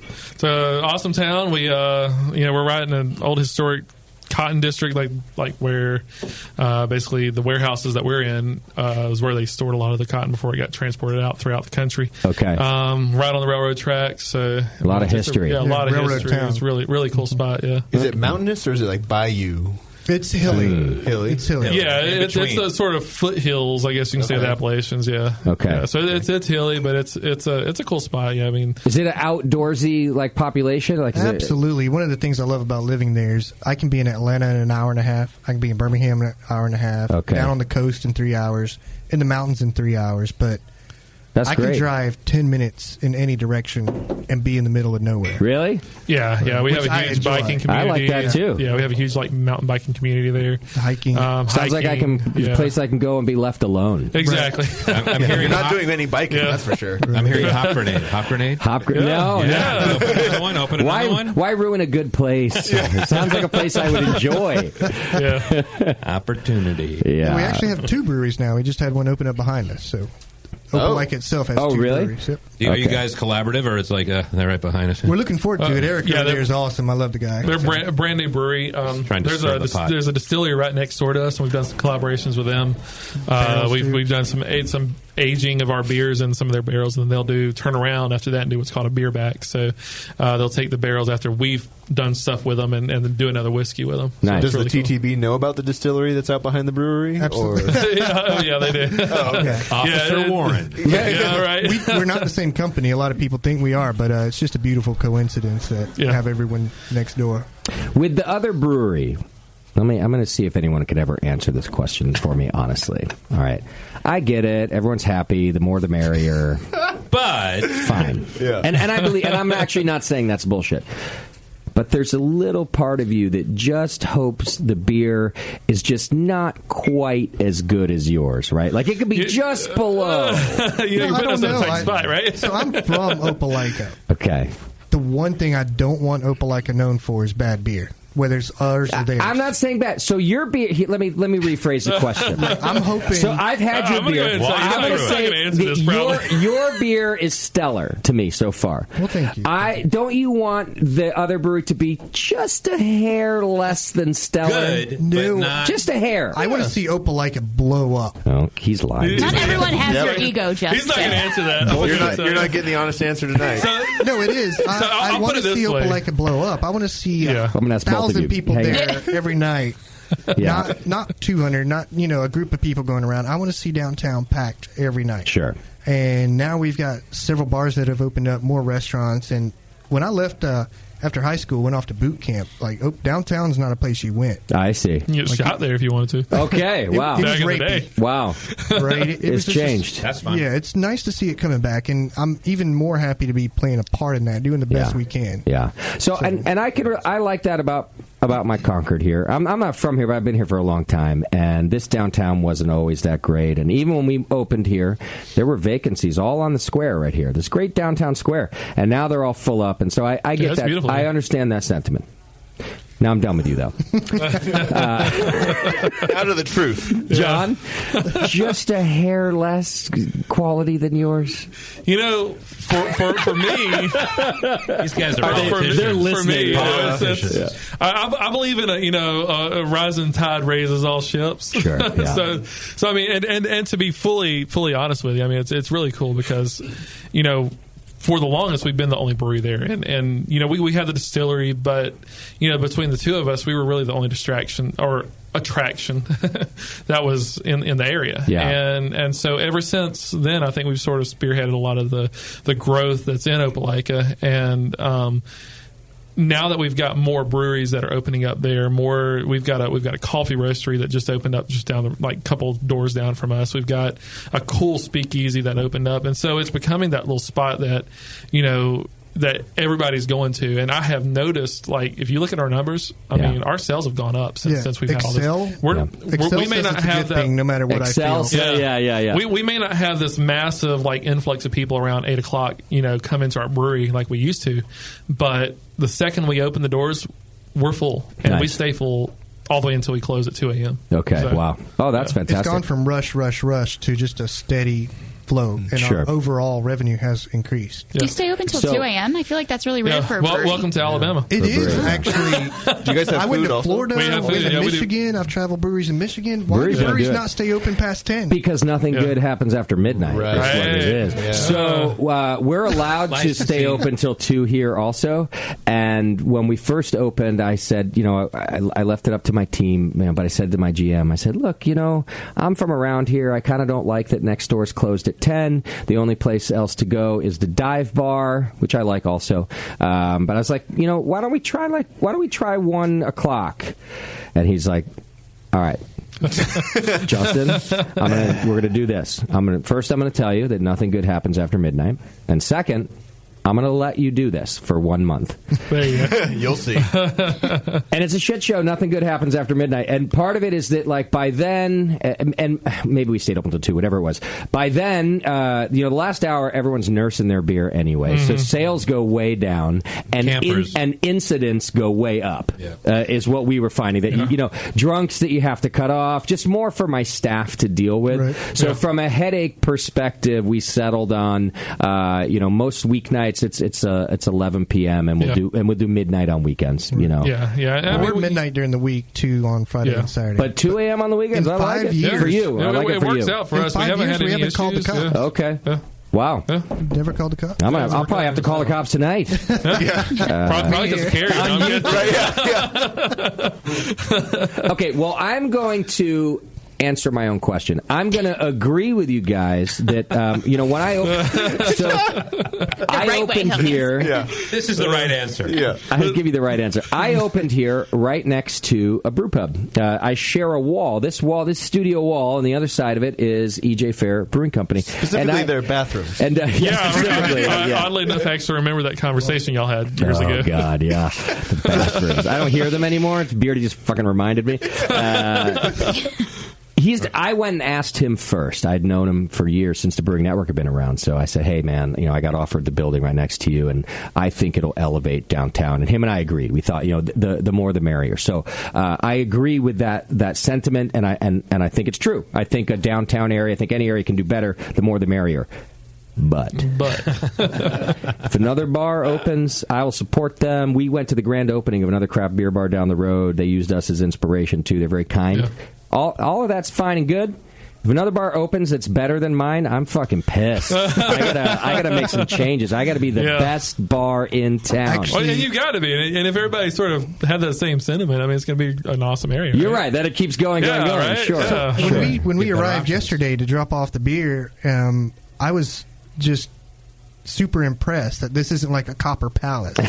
Yeah. Like, you've been around forever, super popular, and your tap room's a lot like ours. It's really nice. Well, thank you for saying that. There's a lot of things I'm proud of. I want my staff to be better. I want the beer to be better. I want all but I'm agreeing with everything you guys are saying. I'm going to next level. But I'm saying I still wish that everyone around me is just a little less. There's a thing about a friendly competition. I pray about it. I have a little fucking juju. There is a thing about friendly competition. So we try to... Yeah. You're going to do a communal survey? Yeah. Yes. So I went to Auburn for engineering, and I don't make our business decisions based on how I feel or what I want. Okay. Well, I should try that. Excel does that. I see. I'm going to try that one day. Sully, my shrink hasn't gotten to me that far yet. Where I can keep the one that quit or the one that you still have? Both. Yeah, all of them. I need a shrink that goes, just look at Excel spreadsheets about your whole life, Justin. You'll figure this out, man. The thing I love about Excel, it's a yes or no. There's no muddy water. There's no, what about this? You're right. Data driven. You're absolutely. You can tell right. he's an engineer in the group. Yeah, absolutely. Yeah. Meanwhile, John over here, he's like, I kind of feel it. I'm more gray. I'm more gray area. My background's in culinary arts and all that stuff, and on the business side of it, I'm like, just show me the bottom line. Yeah. If the bottom line looks good, I'm happy. When it comes to the creativity side, that's where I can shine and come up with some really cool stuff. But I'm the same. The fun thing is like when we first started off, it was when he and I were collaborating on some cool beers. For our first few beers that we started off with was, I would take that sort of experience that I had as in the culinary world and try to apply that. I wasn't just looking at numbers. I wasn't just looking at what this SRM or what this IBU or whatever that is. I was looking at flavor profiles. Right. And then that's where we would start the process, and then he'd take it and he'd break it down to like numbers, like hard numbers. This is what it's going to end up being. Yeah, this is how we're going to expand it out. And it's a great partnership. Yeah, and so he's all about Excel spreadsheets. Me, just show me the bottom line. and I'm the same with my partners. They take care of all that, and I'm just like, just give me the big picture. Exactly. Because if it takes more than 35 seconds, I'm bored to death. Exactly. Just give me that big picture. Okay, I understand. Thank you. Yes. Are we the best beer in? Are we the best bar in Concord? Yeah, yes. Okay. Meeting over. Good. We're done. good. Yeah. Yes, Justin. Let's drink. Yeah. Here's your milk and cookies. Go back into your studio and do your little thing. Pretty much. Just give me the one sheet. Yeah, and by one sheet, I mean a 3x5 card. If it doesn't fit on the... This is what I need to know. Yeah. Your hands aren't that small. It'll be right. You're right. Yeah. Well done, Sully. Okay, I have two beers in front of me that look identical, so someone's going to have to help me which one we're trying first. The copper One's one. a beer, one's a cider. You'll definitely be able to tell by the smell. The copper one here. Copper. So then which one are we going to smell One in your hand first? now is the sour. The one in your right no. hand is what we're starting with. Yeah. That's our fortuity. You're right. That's a different color. That's copper. I'll give you that. Amber, copper. This was a collaboration. Yeah, you'll be able to definitely tell the difference between the cider and the ale. So this was a collaboration with the Auburn Brewing Sciences. All the professors came over and we brewed this beer. Okay. So it's a sour beer with Merlot grapes and cider apples added to it. Mm-hmm. Wow. Nice. Yeah, we're actually and I may have mentioned this earlier, but we are not only a brewery, but we're also a licensed winery and cidery. So all in one building. All in one building. Yeah, and so sort of the story behind that is like when we were home brewing before the whole cider craze came about, we were making cider. So his wife's got celiac, so she hated the fact that every time we home brewed, she could not enjoy the beer with us. She was in the corner. Yeah, she was in the corner. Right. And I would hate that too. Okay. So we're gonna make some cool stuff. We had some ciders we bought. Yeah, and yeah. So sort of participate. I can tell you that about 900 pounds of apples will fit in a Ram 1500, and that's Wow. going to give you about 50 gallons of cider. Right. Okay. And because we did that plenty of times. I love this measurement. Yeah, exactly. I'm with you again on this. Yeah. Carrie over here would have a very different equation. I'm like, does it fit in the fucking truck or not? The mistake was we bottled it. Yeah, first round we bottled. We made that mistake. 50 gallons of cider bottle is a Took lot of an bottles. entire weekend. Wow. The floor of his 2-car garage was bottles as far as you could see. Wow. But we got it done. And Yeah, I still you think did. I've got some bottles laying around still from that batch. It's gotten really good as it's aged. Oh, that's cool. And so while everybody was coming in on this new cider craze, we decided, sort of parallel to us opening our brewery, we decided to go ahead and open a cider at the same time. And so it took us a little bit longer to get our paperwork and all done through the CTB. But when we did it, we came out on the end and we were able to make ciders. And so you have other breweries that'll sample with ciders around our area. But we've been doing ciders from day one. We keep a constant amount of ciders. We do between 2 to 3 different ciders on tap at any given time. I feel like you guys you didn't just do your research. That's not enough to describe it right. You guys, I feel like, kind of put your finger on the pulse of what was happening. Even when you described building your brewery, you said you called the McLeod guy to figure out everything he didn't do right so that you could do it right. And I feel like you've maybe listened to interviews, listened to the industry, whatever, and saw that people start as a brewery and then later add a thing, and then later add a thing. Yeah. And you guys kind of, it feels very well thought out, planned out. That you said, why don't we do all these things now? Yeah, I've got at least 500 hours in our business plan. Okay. Yeah. And I was in school at the time for engineering, but my father-in-law is an engineer, has been for 37 years. Mm-hmm. We estimated what our power bill would be based on the amount of energy you got to put into this, that, and everything throughout a batch. Sure. We were about $5 off our first month's power bill. That's super. And we had that figured out. We had that figured out a year ahead of time. You would drive me insane, Ken. Those are some great spreadsheets. He does drive me insane sometimes, but it's okay. And I would know that in the long run it's good, but I would just half the week I would just be like, Carrie, I get it, okay? Did you yell at everybody because you were $5 off? Super mad. Who left the light on? Damn it! $5. You're killing me here, people. They're like, dude, And meanwhile, $5. it's John back there, like just going and flipping on a switch every night. He's like, I'm just gonna fuck with him. But no, I mean, it works. That's one of the things I love about it. It works. No, you're absolutely right. I'm making fun of you, but it's a great way to do things. I love being made fun of. Actually, the fun thing about it is, with us being able to do this stuff parallel, we had our ciders, and we've done some really cool ciders. The one that you have in front of us it's Murder Creek. Murder Creek is what it's called. Okay. There's creek between Montgomery and the coast that has a pretty gruesome history. Really? But It's called Murder Creek. That's why it's called Murder Creek. That particular It's creek. not like the Alabama murder plant. Yeah, it's not a. but it's a cherry cider. We try to do as much local, but we also know that you're not going to get cherries from Alabama, so we get them from Michigan, and so these are all Michigan cherries. Nice. We have our cider apples, and so you do have a really nice cherry cider that you're drinking, and then next to that is our Fortuity, was the sour. Yeah, that's the sour, and we use our Merlot wine, and then we also have our cider apples on that as well. So it's sort of enabled us to be able to not only have our beer, but to be able to do some cool blends with our wine and our ciders as well. Nice. So. The sourness is mild. It's on the mild side. Right. How old is this sour?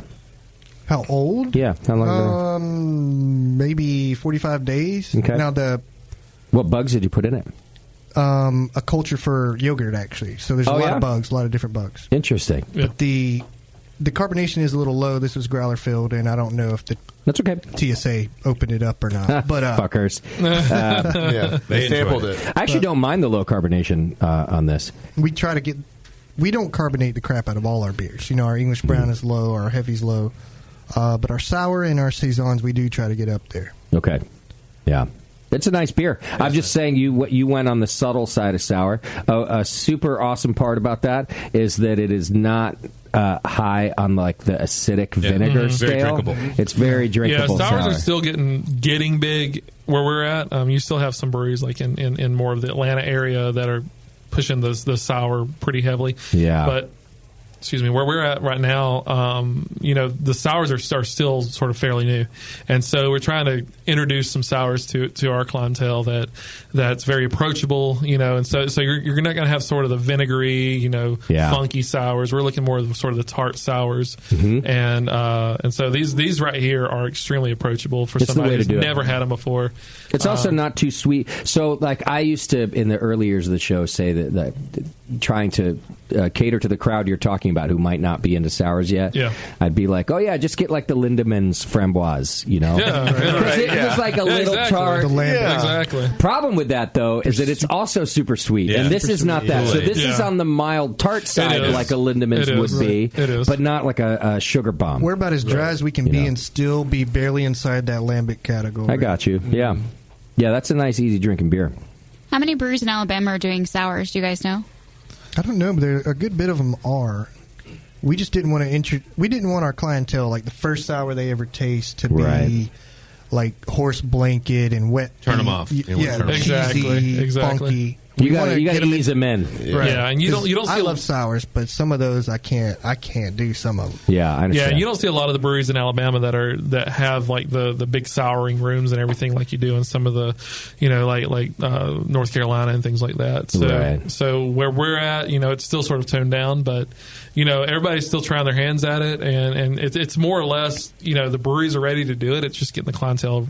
That makes sense. Yeah, there's probably some Alabama brewers who absolutely love even the super sour horse, but they're like, I probably can't sell it. Our Fortuity sells like crazy in there, and we've opened the world, especially anytime somebody wants a cider, we're like, why don't you try this one first? Nice. And this, so with us having the ability to do the ciders, we've been able to open their world to these sours that they typically wouldn't never drink. Yeah. But with the way the state's going, we're trying to keep it as toned down as we can, just to introduce them to it, and then eventually we'll come up with some crazy funky stuff. Sure, and there are some other good sours in the state, so we're not the only ones putting out sours. But yours are just a little better than the... Yeah, a little bit better. They have to be. And since we're not naming any breweries out specifically, I love that ours are just a little bit better. Yeah. We need to name a beer just a little bit better, right? Oh, my God. That's going to be our collaboration beer when you invite me to Alabama. All right, it's going to be called Just a Little Bit Better. Just a little bit better, yeah. On tap it at... what is it? Flobama. Flobama. Flobama. Just a little bit better. I haven't even been there yet, and it'd be a dream come true. Yeah. And Justin, if you shaved a little bit more the top, you'd have that business in the front part of that going on. Right. Shave the sides. First of all, fuck you, John. I have been accused of that before.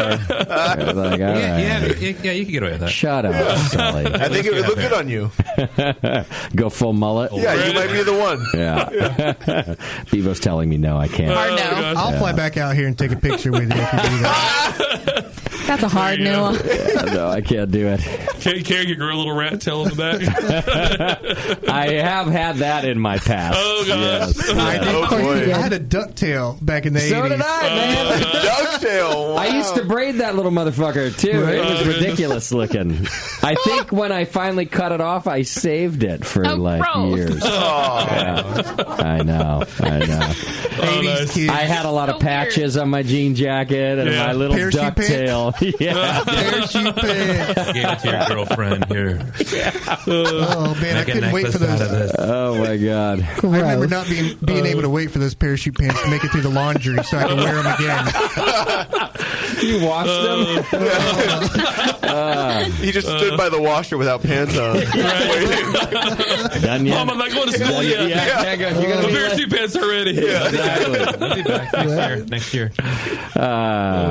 All right, this cider is also very good. Bright cherry flavor. Yeah. Super bright. It's real cherries in there? Yeah, real cherries. Montmorency cherries from Michigan. I'm all about local, but peaches come from Georgia, cherries come from Michigan. Understood. Avocados, California. Yeah. You do the best. There's a such thing as the best. Sure. Yeah, we actually just with the cider we just won a state competition with that one. We got gold with that, as well congratulations. As well as best overall in a state wine competition. So a cherry cider. Wow. Yeah. So it's great.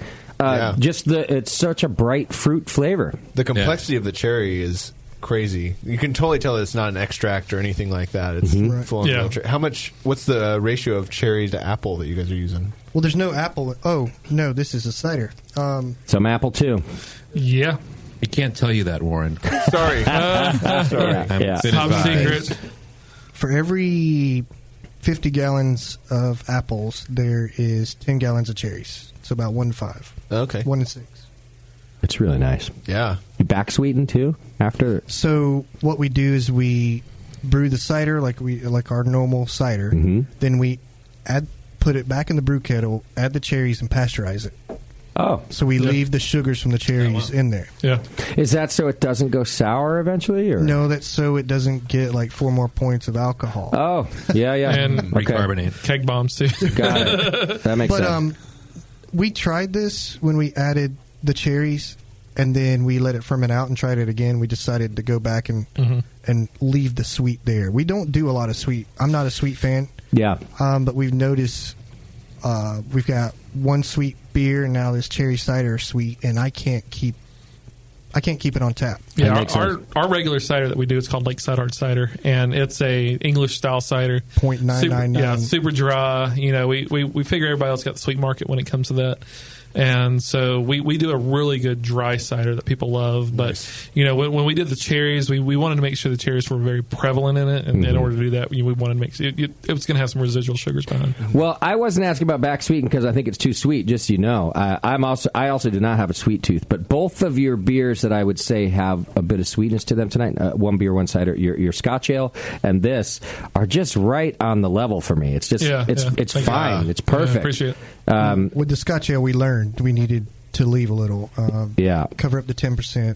Yeah. And we had to work the smokiness out after adding 10%. Peanut malt. Yeah. Otherwise, you'd hear about it here. Yeah, but this also, I would almost always go for your dry cider. If we'd have to do it side by side to figure out if that. But I would have a pint of this for sure. Yeah, it's really nice. Yeah, that's great. Tart, sweet, has almost like a spice note to it. It does. Yeah. A little mold cider almost. Yeah. Yeah. Cinnamon-ish. Yeah. Without it being cinnamon-ish. I could see putting this in a crock pot at Christmas time and being a happy camper. Oh, yeah? Yeah. Warm cider. Well, maybe you can do that when you why leave. the hell is it in a Yeah, right. You'll have plenty of time to do that next Monday.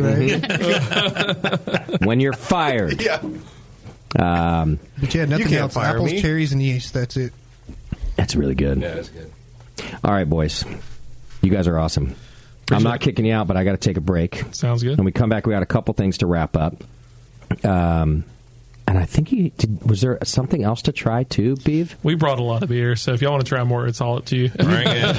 You brought a beer to guard and a fest beer? We did, yeah. Oh, let's have that. Our beer to guard's called the French Tippler.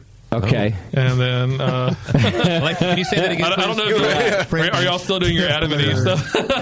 No, now we've switched over to Manscaped. Oh, okay. So, well, it goes hand in hand, and then we've got our fest beer, Ray Clay fest beer. So, well, if you guys want to stick around with us to do the last segment with us, we'll have some more beer. We'd love to. Absolutely. Okay, but I want to thank you for being here, coming all the way out from Alabama, sharing that great beer with us, folks. And your story. And your story. You can go to redclaybrewing.com to learn more about them, and if you're ever in Opelika, Alabama, that's the place to go. They're just a little bit better than all the other breweries out there. That's my statement. Okay. Yeah. That's the Crosley sign of approval. It's a new slogan. You guys can take it if you want. Right. You don't have to. Slow down, Warren. We got to negotiate that.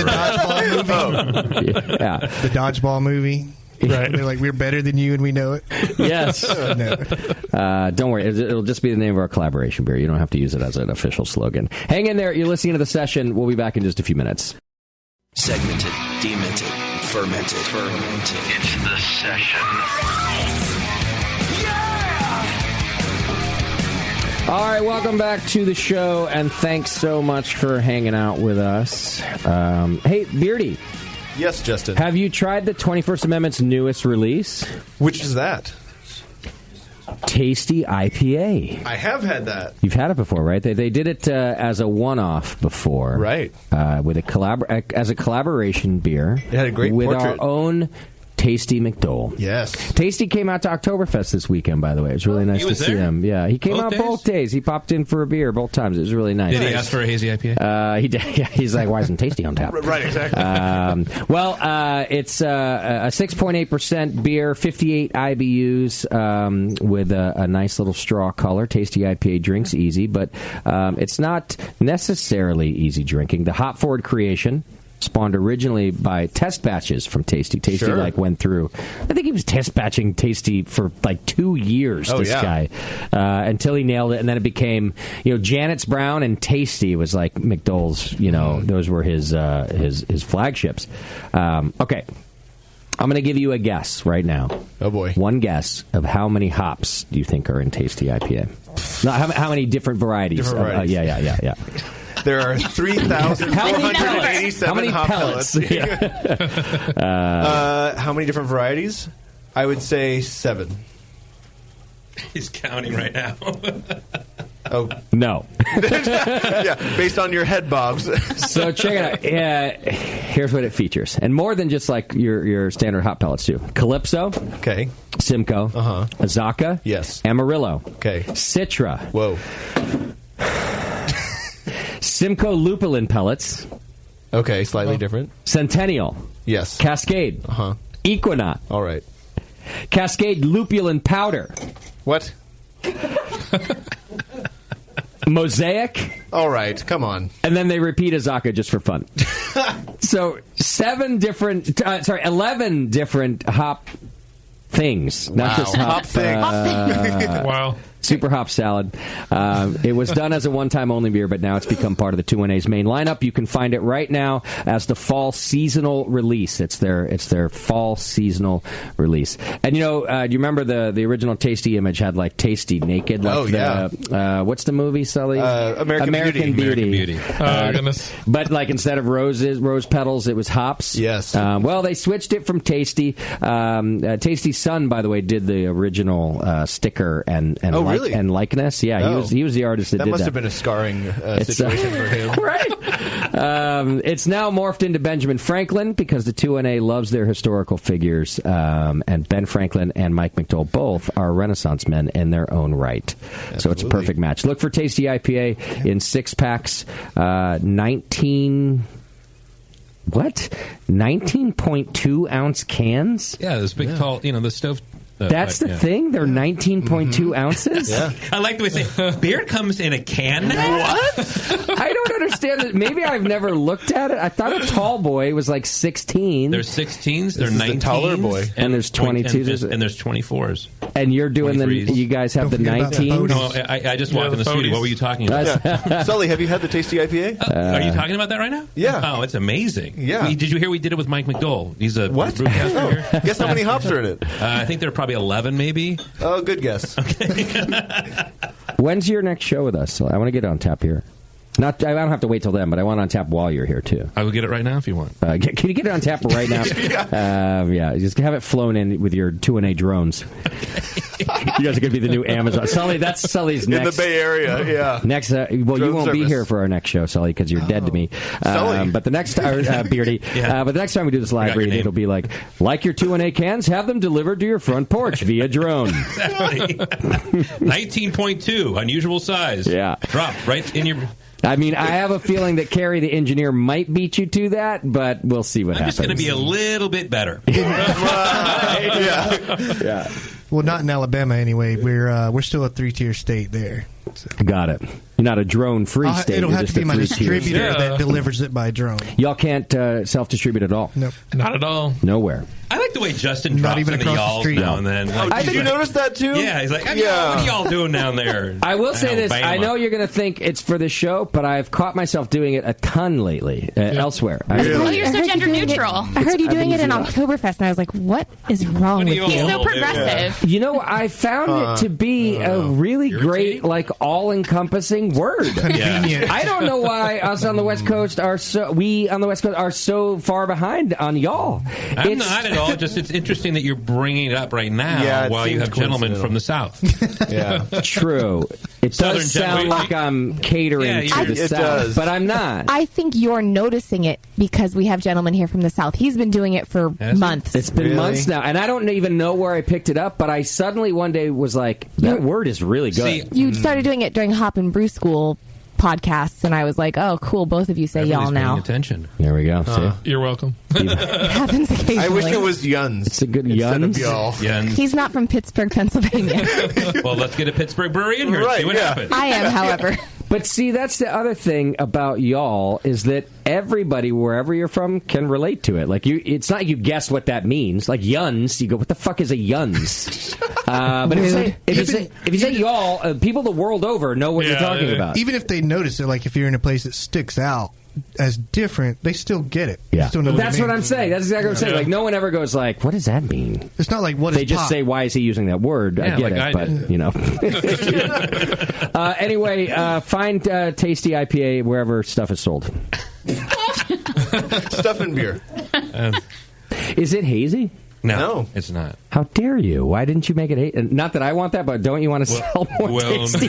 Well, maybe we will one Maybe day. next time you'll Maybe that's coming out. But that wasn't Tasty McDole's original recipe, so you're going with what you did. Yeah, So I like it. Okay. Okay, is that cool? That's fine. All right. It's fine. If you're fine, I'm fine. Well, we'll have to talk about this later.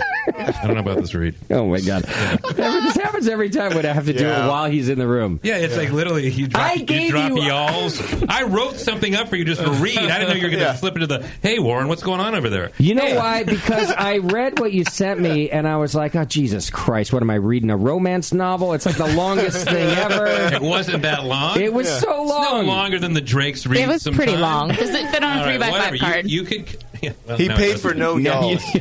Yeah. Well, you didn't say no y'alls. I'm going to drop some y'alls in there. Y'all have some hops in here, too? Right. Y'all got 11? Is No, it but the 11 next time we y'alls? come, I might have a cider with grits in it. Okay. I think that Better be sounds just a little bit amazing. better. Right? Like a cream ale has corn. Grits are just like the South's oatmeal made Oh, from yeah. corn. I've had me some good grits. I've had me some.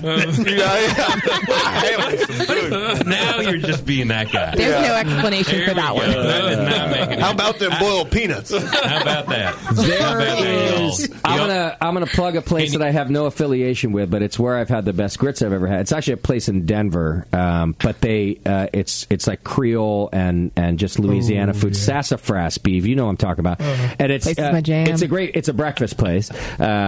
Killer Bloody Mary. You can get like a flight of Bloody Marys. Oh wow! And anyway, I thought we were talking about grits. I've had bad grits and I've had good grits. These are the best grits I ever had. They were really nice there.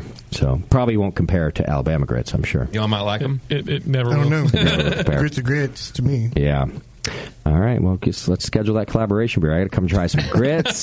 Whenever you're ready, buddy. Whenever you're ready. What do you mean grits are grits? Are you saying to me that there are not like good grits and bad grits? There's just grits? No, there's like instant and then the like 30-minute grits. Okay, and those are the two I'll levels. take it both ways. I right? see. Is it a staple of sometimes I your get in a diet? hurry. Especially since my wife's gluten free. Yeah. Oh, right. Which is why I've started seeing it, like even in Michigan when I'm traveling around, I've seen it pop up more and more People places picking up grits for the gluten free. What the hell are grits anyway? So Ground up you've got corn, oatmeal, basically. you've got Corn. cream of wheat. In Asia, they have rice that's ground up. In Okay. Africa, millet. It's just we had a lot of corn in the South, Right. And it's just the grain made from ground up corn.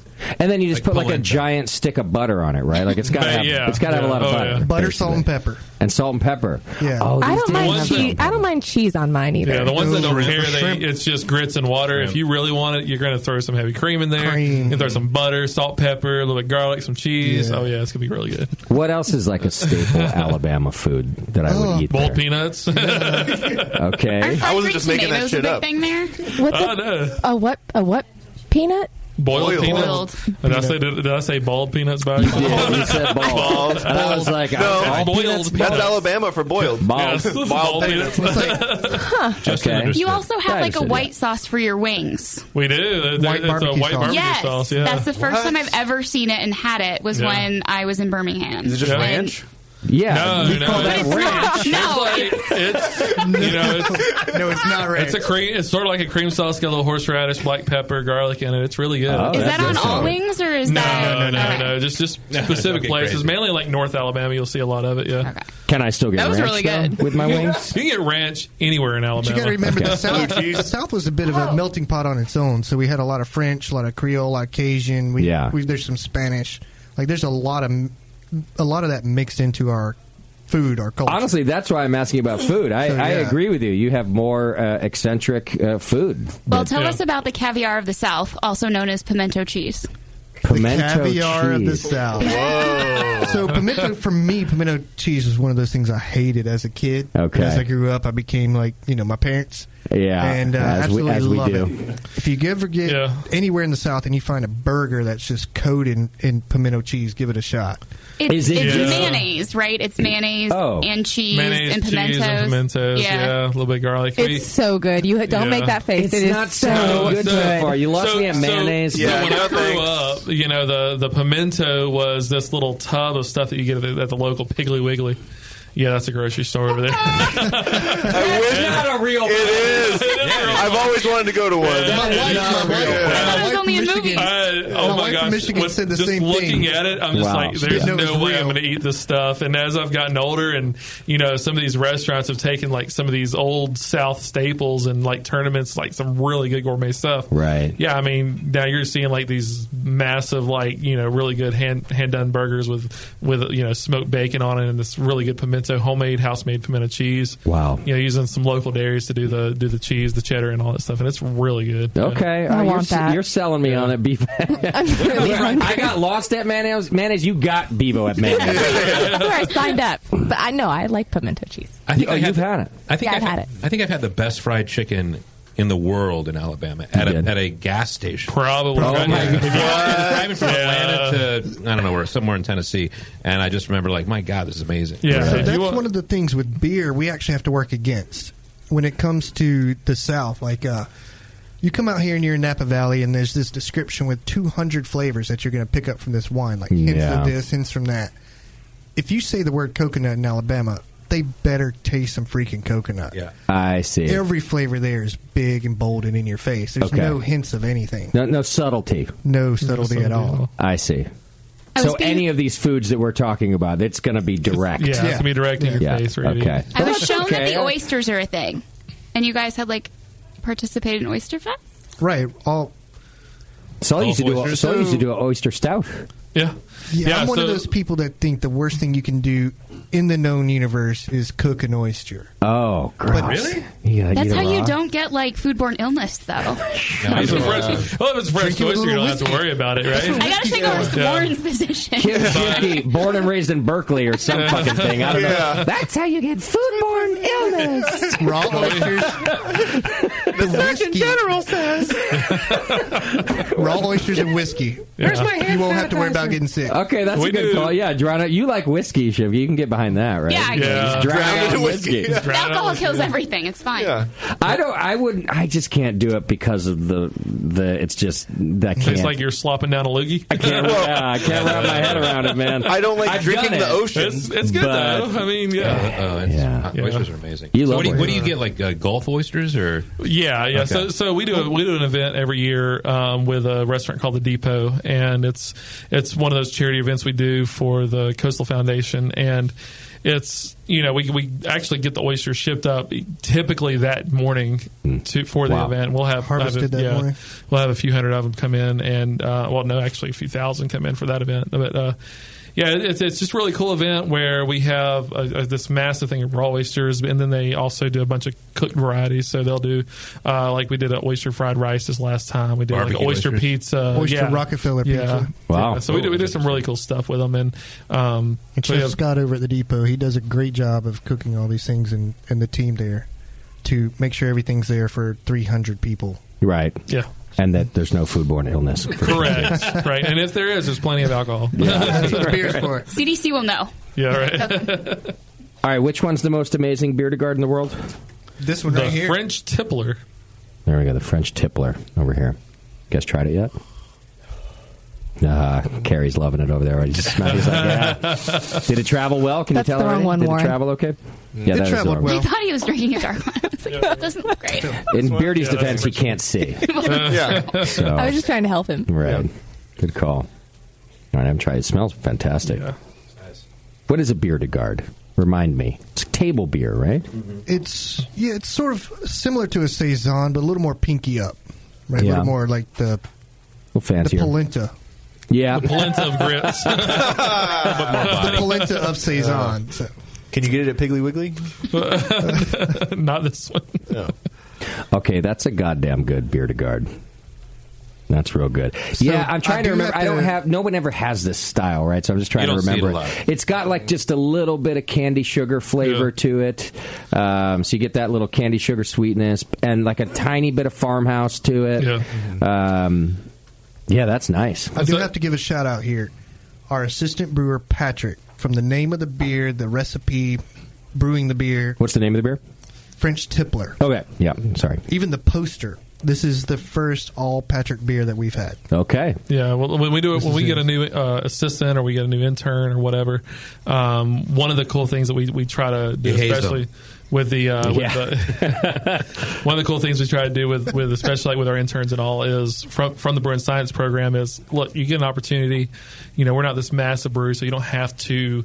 You know, we're not spending a ton of money to put out this really what if beer. Yeah. You know, we can come in and you can come in and try out your hand at actually brewing from start to finish a beer, work on the publicity of it, work on the marketing side of it, and, Nice. and come up with some really cool stuff. I like and that. So when, every time we've had a new either assistant brewer or intern come in, we've given them the opportunity to, hey, look, this is yours, run with it. Let's see Little what comes- incubator. Yeah, exactly. For good beer. Let them try out. I like that you let them do the marketing too. Yeah. That's smart. Let them. You got to do the whole project is yours. So the project is theirs. They A lot of pressure. They file everything with a TTB and everything. Yeah. Wow. Yeah.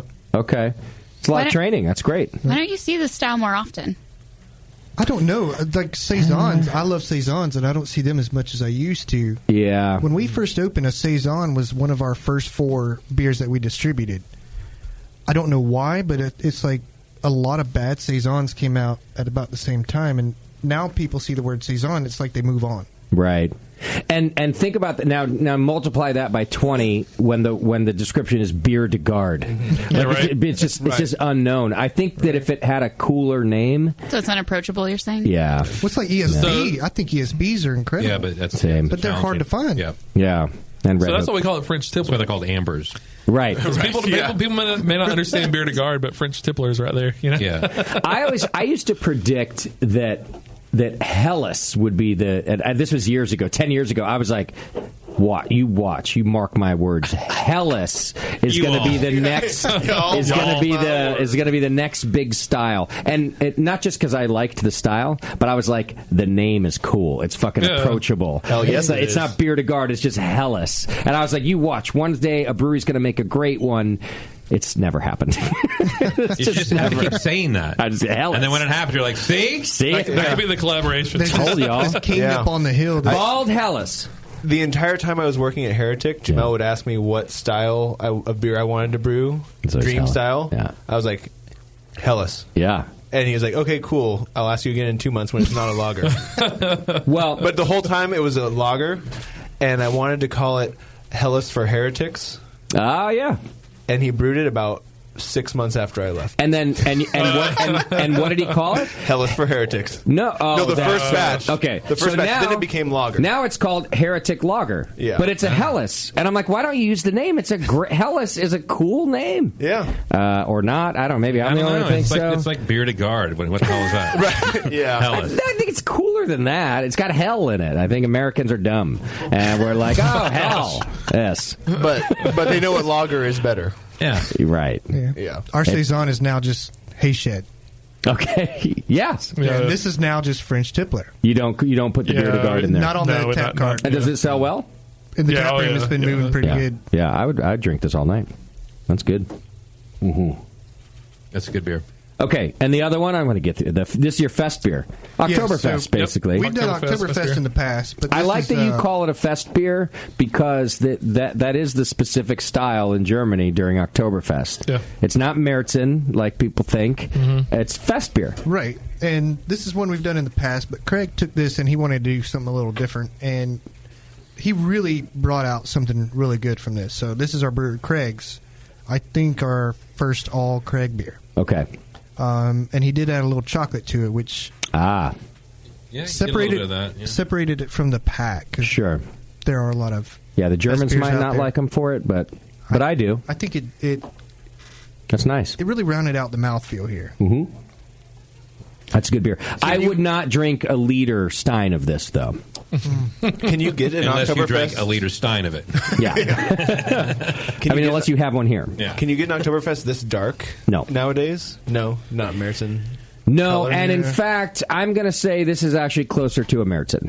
Yeah. A fest beer, in my experience, is They're a little paler, a little blonder. a little paler. That's all. It's kind of a cross between something like a Helles and a Märzen. You might fall kind of in the middle there. But I tell you, I may not do a 1 liter of this, but I'll definitely do like a 2 or 3 liter. Yeah. You got a Stiefel? I mean, I would do 6 pints of it. Just, No, I like That's this beer less than a too. liter. It's the you know what? It's the chocolate sweetness that keeps me to like a smaller amount. That's all. But that's good beer. They're all good beers. You Good guys beer. you've Thank brought you. us some Y'all nice make stuff. good beer. Yeah, y'all do. Well, thank you. Yeah. Well, we all like to try. Yeah, is there a abbreviation for we all? There's no wall. Wall. All right. A couple of things left to do. I just wanted to do a real quick beer news story because I thought it was interesting. Mostly because, remember there was a brewery up near Sacramento that did like a Breaking Bad themed can? Knee Deep, wasn't it? Oh, yeah, it was Knee Deep. Yeah. It was Breaking deep. Bud. Breaking Bud, and they got busted for it. Yes. They did. They like got cease and desist for it. They got the letter. Because the whole logo on the can was like that. Well, but There's a lift. There is now a Breaking Bad-ish beer coming out. Oh. And so they didn't get sued, and they just sort of changed the beer. They didn't even change it entirely, the Breaking Bud. So I was like, I wonder if there's some like agreement in the works. So this is still a Like knee deep beer? Like that they were like, well, we're going to quell it for now. Sure. And then I was like, I'm waiting to see if they then come back with like a full-on. Well, there is now a Breaking Bad beer, but it was not done with them. I just saw the headline. Oh. I saw the headline, and I was like, oh, okay. The other back. shoe has dropped. Yeah. No, but Dean Norris, who was Hank Schrader in the Breaking Bad. He was a home brewer in He the was show. a brewer, yeah. Exactly. Schrader Brow. Yes, right. Yeah. Wow. Look at you, Carrie. You know what's up. Carrie's cool. I like it. I love the show, man. Great show. It's the beard. And yes, I remember Connection. I remember And watching Irish. it and going, oh my God, they're like, it wasn't just like a passing homebrew thing. They like showed a bunch of homebrew. Yeah. Right. It was pretty cool. I think even he had They like showed him in his. He was filling Yeah, bottles he was in one filling of His the bottles exploded. his bottles exploded. Like Yeah. it kind of Like a went home into brewer. homebrewing, which I thought was super cool. Well, okay, so the actor's name is Dean Norris, and he is coming out with a beer that is called Schrader Brow. That's how it's being released. It is being brewed in California, but it's not by Knee Deep. It is Figueroa Mountain. Oh, Central Coast. We've had them on the show. Not that long ago. Really, I like their beer as well. Yeah. So they're brewing it. It'll be primarily available in 22-ounce bottles at, apparently you can get it at craftshack.com. I've never heard of that. Or at Costco locations in New Mexico and select retailers in California, I think, too. Costco. Yeah. Which is a smart move, by the way, Sully. Isn't it? Like, you get into Costco and you're good to go. Oh, it's a big sale. It's a German-style Märzen, actually. 6.2% alcohol. I think that's a weird style for them to pick. Yeah. When's it being released? That's a little high. And also 6.2. It's kind of strong. Right. I don't know. That might be in style guidelines, actually. Yeah, the pushing the limit. Yeah. Right. I do like. It's interesting to me when He famous probably people coordinate on. They do. This has happened before. Yeah. I interviewed a baseball player. Umbop did it. Hansen did it. It was called Hops. Yes. Yeah. Oh, boy. That's going to go wild. Pretty sure that's not on the shelf anymore. Right. I interviewed a Hall of Fame baseball player, the Big Hurt, at GABF. I remember that. He Thomas. released Frank Thomas. Great, fun interview. Great guy. I used to watch him play at Auburn. Man's a badass. Oh, really? Him and Bo Jackson. No shit. And Bo Jackson? Bo Jackson. God Bo damn. knows. Great ball player, right? A really great guy, too. Pretty sure that beer lasted on the market for like 6 months. I don't know that the whole cash in on It's a good play. on the name works in craft beer. It would work with like Bud Light. Yeah. Yes, go big. Like, why isn't Budweiser picking up on this, not Figueroa Mountain? Justin, did you see that the Jonas Brothers got their faces on Coors Mountains? What? What, seriously? So they did go Coors? Yes. wow. That's smart. Unless it was a joke. I saw a picture. Sounds like a meme to me. Yeah, it I does. saw a Sounds like picture that. of the Jonas Brothers partnering with Miller Coors and got their faces on those frosty blue mountains. That's what I'm saying. It seems smarter to do that. We've noticed craft beer drinkers don't go for that. Like That's what they're I'm not gonna saying. drink something because Magic Johnson does. Right. Yeah. No, you make a craft tequila. You know, everyone's like, Yeah, it's gotta be Michael liquor. Jordan's putting out a tequila right now. Sammy fucking Van Hagar. He's got his rum. You know, like that crowd, it kind of works. Right. I don't know the craft beer Not so much drinker. craft, You got to go macro. I mean, we'll on see. that I one. wish you luck, Figueroa Mountain. I'm not sorry if I'm, It's probably a one-off. It's just to get the guy's name out there. They have an alignment with it for a little bit. Can you describe what the I'm a big label looks Breaking like? Bad fan. It has. It looks like it has Dean Norris on the label, like all thumbs up, and it's kind of a traditional Oktoberfest looking logo, Oktoberfest font. That might be the logo that he had. That's He has labels. Schrader It Brow. looks, Yeah. it looks like I'm away. Maybe from it way, looks but like the from bottle on the show. Yeah, I think he had a label on the show. He had a poster I in his can't really garage. see it on my screen, but that's probably what it is. I just went straight for that. In the show, he had, I think, a poster in his garage of Right. Schrader Brow. Okay, but with what we're saying, in a Costco, it doesn't feel like a microbrew, so you're probably hitting the right crowd. You're hitting the Bud Light crowd. Someone's going to walk by and go, "Oh my God, Schrader Brow." I mean, how many fans are of that show? I mean, like, okay, there's 4 or 5 in here. So there's like millions. Absolutely. So imagine like if everybody bought one bottle. Right. That's all it takes. This could go gangbusters. Maybe this will be the one. And maybe it's there. It's like in and out, like good, 6 months and it's gone. Right. And if it's good, if it's good, I might buy it again. Yeah. And it's a good brewery, so hopefully it's good. Like I'll say right now, outside our brewery, the one I can't find enough of is that Daytime.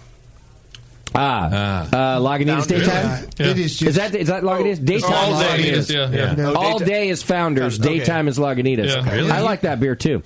Yeah, it's I don't know if the label's all that. It has like Heineken's a not weird doing their nail. job, So I'm not gimmicky. Yeah, there's a little nail or something like that. I'll drink it the first time just to have my Schrader Brow because I'm a fan of the show. Yeah. But if it's good, I'll buy it again. So that's Sully's point, though. If all of us just do the one even, yeah. By the way, your fest beer is better as it goes down. Keeps getting better. Thank you. Bring that liter. Yeah, well done. Y'all did a good Bring job. that 5-gallon Did bucket. I say I wouldn't drink a liter? We designed this to specifically be drank by the liter.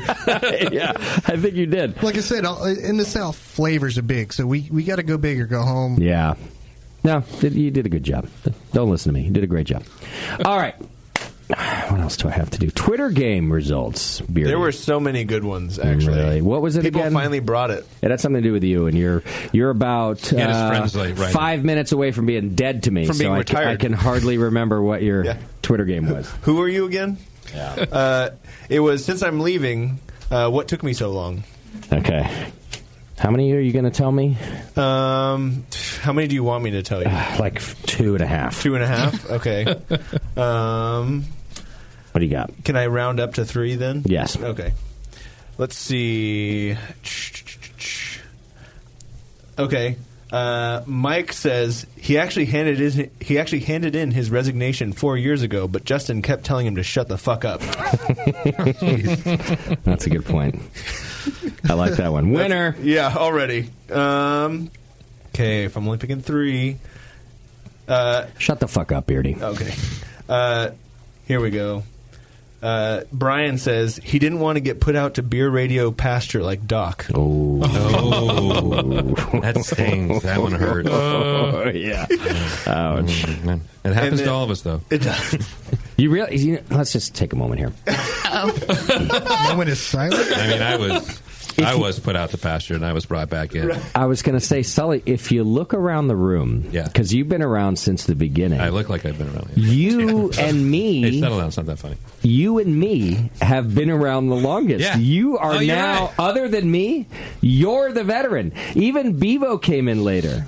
Whoa. But Daniela's gone, Doc's gone, Tasty's on hiatus, Jonathan. Beardy's dead, Yeah. John's gone. Yep. Nate? When it comes to the session, I don't know if you've ever thought about this. It's you and me, buddy. What about JP? Ooh. Hey, where's Zanishev? Where's he tonight? Where the fuck is JP?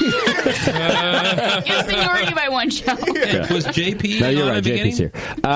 I believe we're going to have to look back. You might have been on before I JP. think I was It's on before possible, him. yeah. Because JP didn't come on until John quit because he thought I was too vulgar. Yeah. Which is fucking ridiculous. Anyway. Well played. Well, maybe we could talk about. I wonder why John's not here. We can negotiate something then. Now that that's the case, it sounds like we have a partnership here, and I think we do. I'm going to demand a little something. Oh my He's got god. one of those good voices for radio. too. Yeah, maybe a little longer read next time. Maybe a little bit more into it.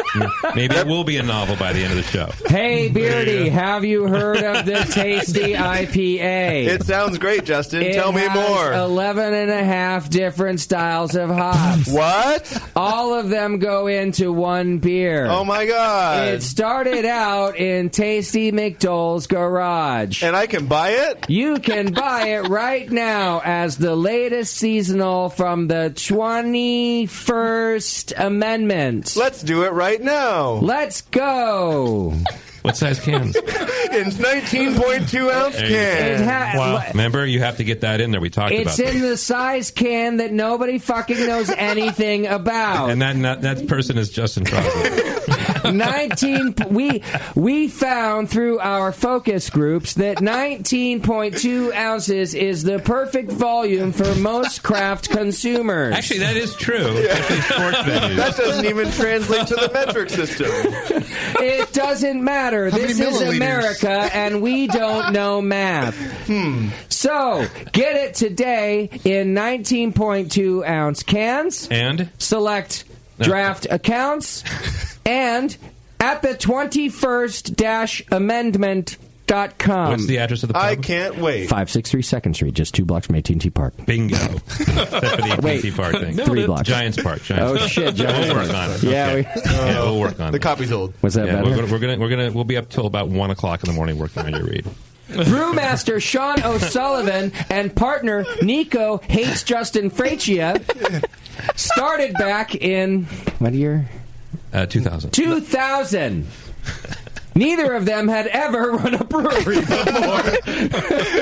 One was sort of a lawyer, and the other one lived off his wife.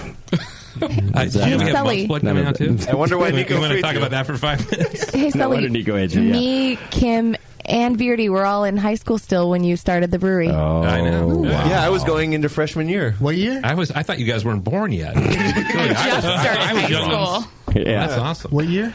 2000. I was 54 I at that time. Wait, this is when I was in middle school. Actually, I was just heading over for my first deployment. See? How old were you when You guys were in high school. This man was fighting in a war, right? And you were opening a brewery. And I was opening a brewery. Kind of the same thing. How As a old good were you when citizen. you opened your first brewery? We opened when I was... What was it?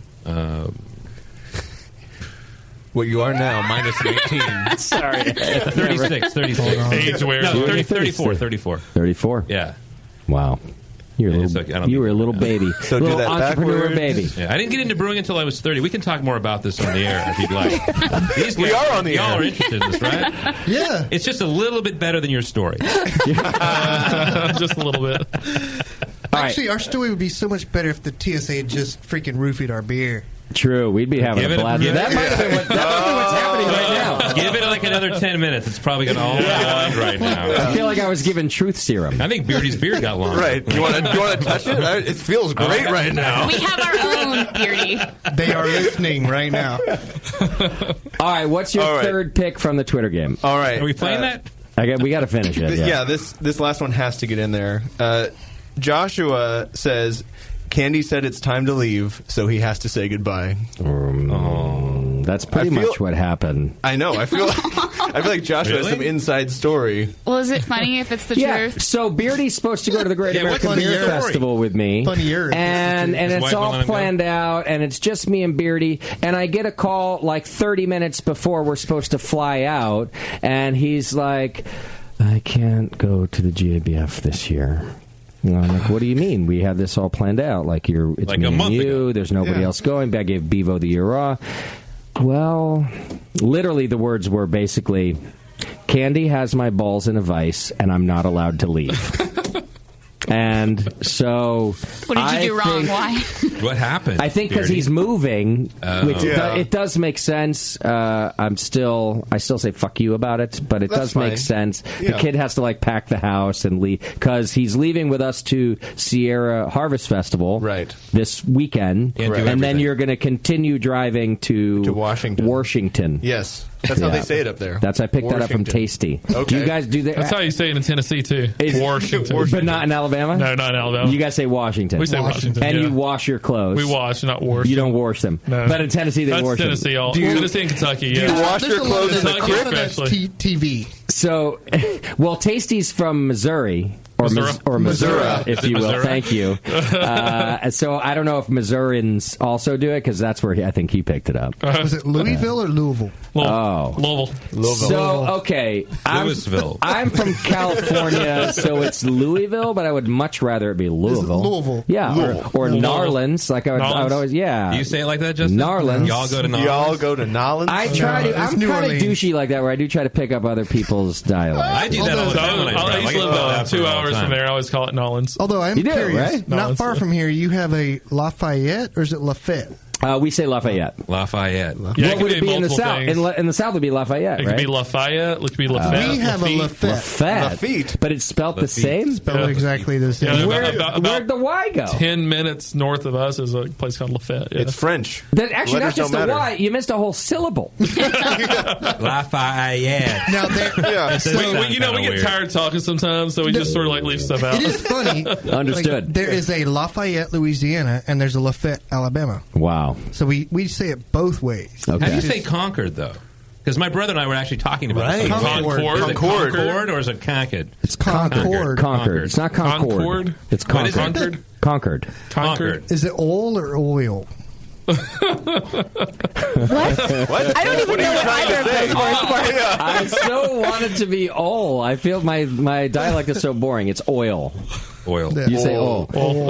Oil. Well, you What do got say? look. Oil? You have the Oil? Gulf, so you're the fucking you're the masters of all. So whatever you say it is, Yeah, it's what it is. It's yours. Yeah. There you go. Texans and anybody along the Gulf coast can call it whatever they want. As long as you don't call it Gulf Coast instead of Gulf Gulf. Gulf Coast, yeah. Golf. I We're feel not like I always say playing golf. It's the Gulf It's Coast. the Gulf Coast. Gulf Coast, yeah. The Gulf Coast is Florida. It's like the other side of Florida where all the retirees are. Where they golf. Where they play golf. But you guys are the Gulf Coast. Gulf Coast. Yeah, I think I screwed that up. I've been saying that wrong. Yeah, I messed that one up too. What else is Alabama known for? Now I'm. Well, no, gosh. it's actually great. I mean, you've got French, Spanish, you've got a lot of everything there. Yeah.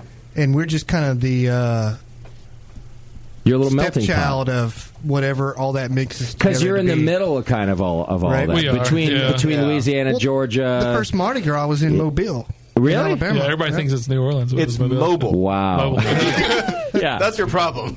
Is that, do you guys you've lost that fight? You know that you get to claim that. Like New Orleans won it, right? Oh no! Yeah. They like but to you think know that, but if you ever But go, they if tell you ever go people to that. Mobile, then Yeah. you'll be like, Like- you'll understand where it really came from. Well, I'm not being sued by anybody in Alabama, but I am being sued by somebody in New Orleans. So that's so I like you guys better. Not officially yet, but it's probably going to happen. I have a little issue with that place too.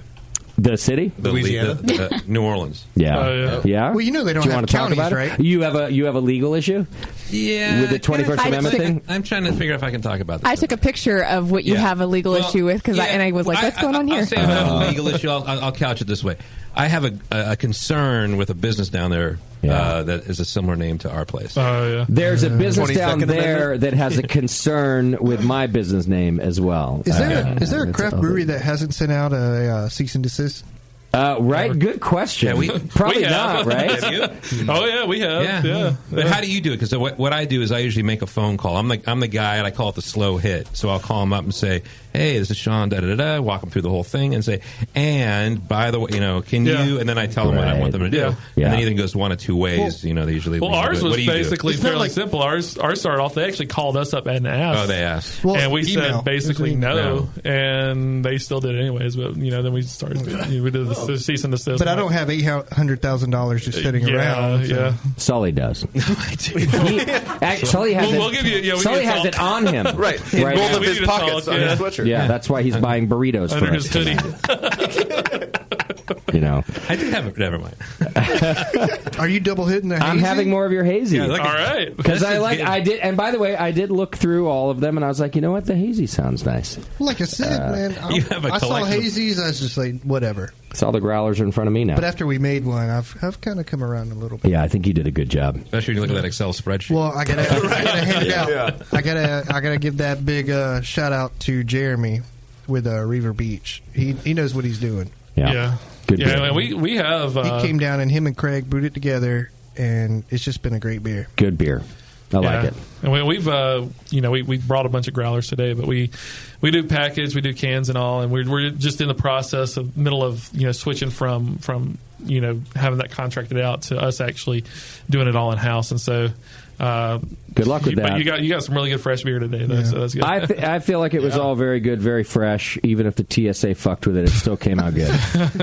What size Well, cans if you're are you gonna fuck with it, make it fun, right? Well, not the 19.2. Okay, good. We got Beeve, were there- 26.722. Were there any of the heat seals still left on the caps when you got them? No, not that I noticed. So they did open the grounds. No. We didn't Actually, heat we Oh, okay. I thought in the you said you process did. we Okay. planned to put them on there, but we were we forgot. Well, we went Friday night to start filling these, and we started drinking. Well, it wouldn't have done anything except let us know for sure if the TSA opened them up. Yeah, so. yeah. I mean, so far, all the ones we've Love tried, Note they there, seem to be fine, yeah. The We got bags- Love Note, yeah, definitely. The bags, however, did seem like they were airtight. So if you guys squeezed all the air out, I don't We think did. TSA would have done that again. Yeah, I know. Yeah, So- Oh, that's true. Yeah, Yeah, they don't repack your shit. they traveled well. Good job. All right. So those are three Twitter games. Sure. I could throw in one more if Go you'd ahead. like. What the fuck?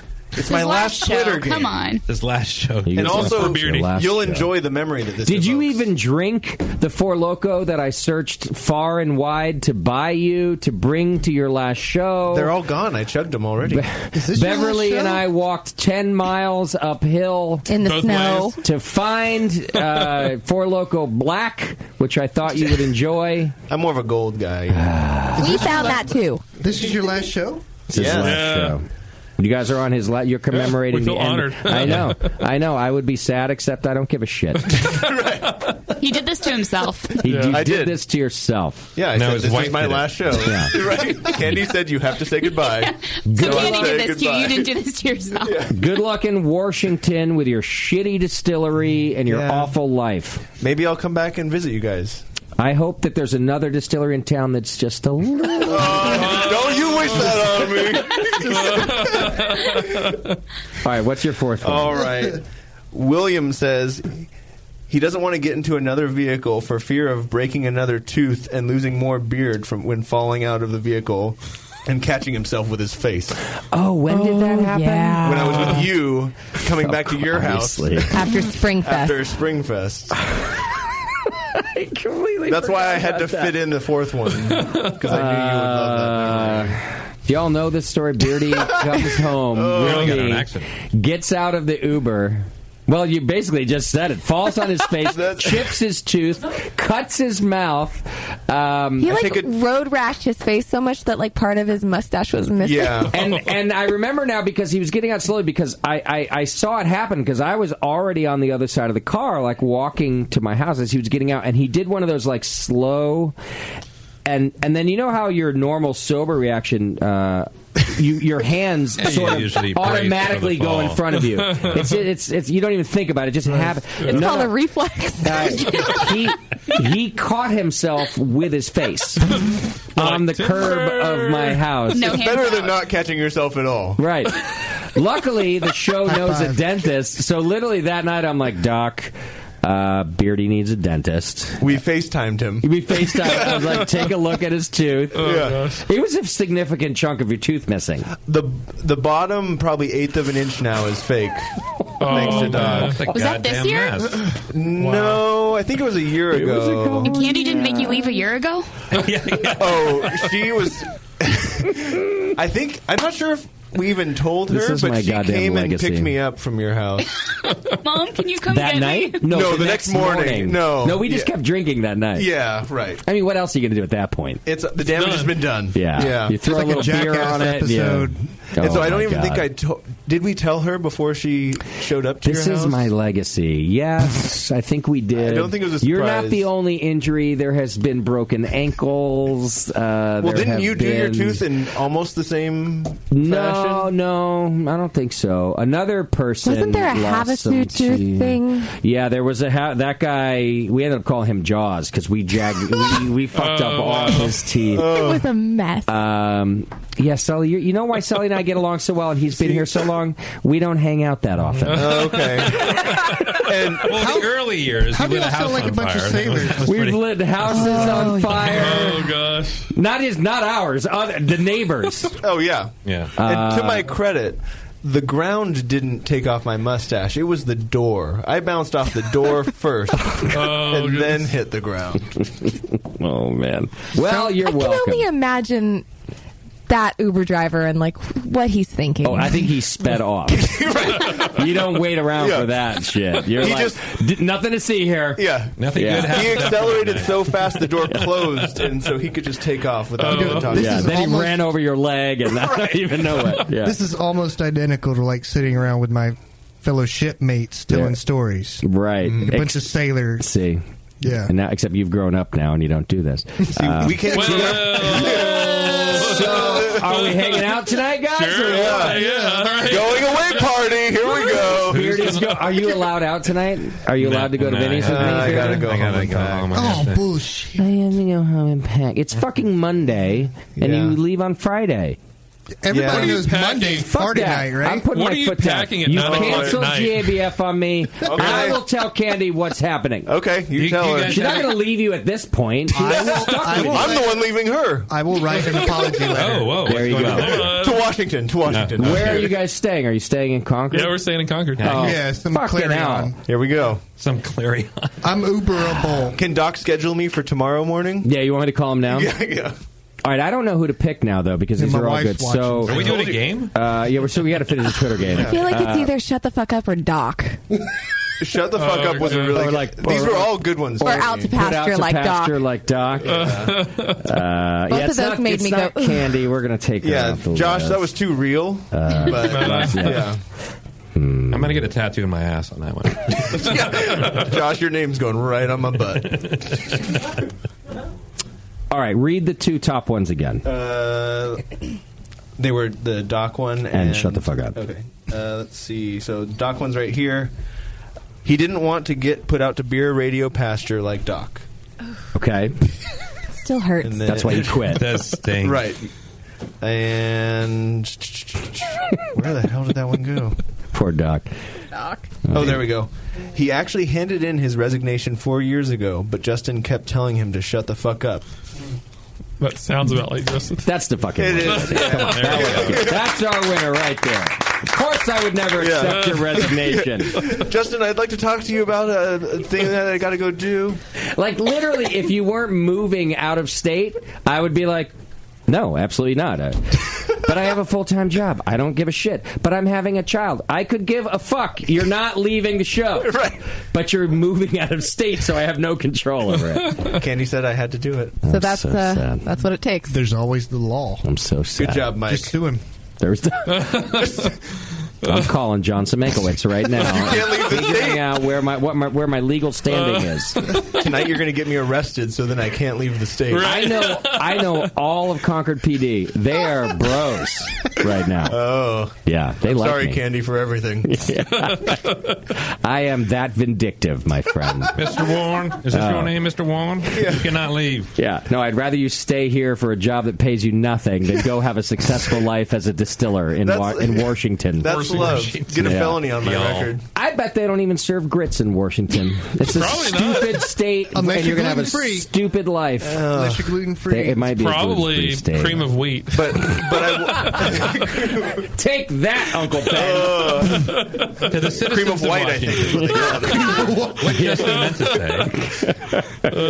But it'll never be above 70, so I'm going to be totally comfortable. You will like that. Yeah. All That's right. Oakland. You could have just moved to Oakland. Right? I can't afford Oakland. I'm a brewer. I don't want to talk about it anymore. I haven't wrapped my head around it. That's Me winter. neither. It's too soon. But your on-air official goodbye is fuck off, Beardy. And then you and I will have our own official goodbye at the Sierra Harvest Fest this weekend. Could you give me like one last good shut the fuck up before the end Shut of the show? the fuck up, Beardy! There we go. It's been a pleasure to have you on the show for the most part. Thank you so much. For the most part. Yeah. That's always a qualifier. Right. I'm sure there was an episode I enjoyed being here There's for. always a but. I feel like we have to end the show with our beards We got to put them on. We got to end the show One with our last beards time. Yeah. Not a lot of choice. Yeah. Carrie, can you, Carrie, Come on, can you, Carrie, can you get your put beard your beard on. on or what? Carrie, we are looking for a new bearded host. I don't know if you saw the ad in the paper, but we're looking for a new. got an Y'all ad, fly people in every week from What's from the Alabama. salary? We'll put you on the BN jet. Yeah, right. Actually, no, you have to drive your motorhome back and forth. I know you have a I know you- motorhome. Oh, know yeah. you- Tell us about it. I know you're joking, but we'd be all about that. anything to get us away. That's amazing. Right? But it's a great town. They love it. But it's great. Yeah. Well, I can't guarantee he'd make it. Right. We'd probably make it to like Ohio. Actually, That's after fine. I don't know after the where. show, That's we're going fine. to be drinking tonight, right? Oh yeah. You're going to rethink what you just said. Oh, you bet your ass I am. I like Sully's I've take. been rethinking about him for 7 years.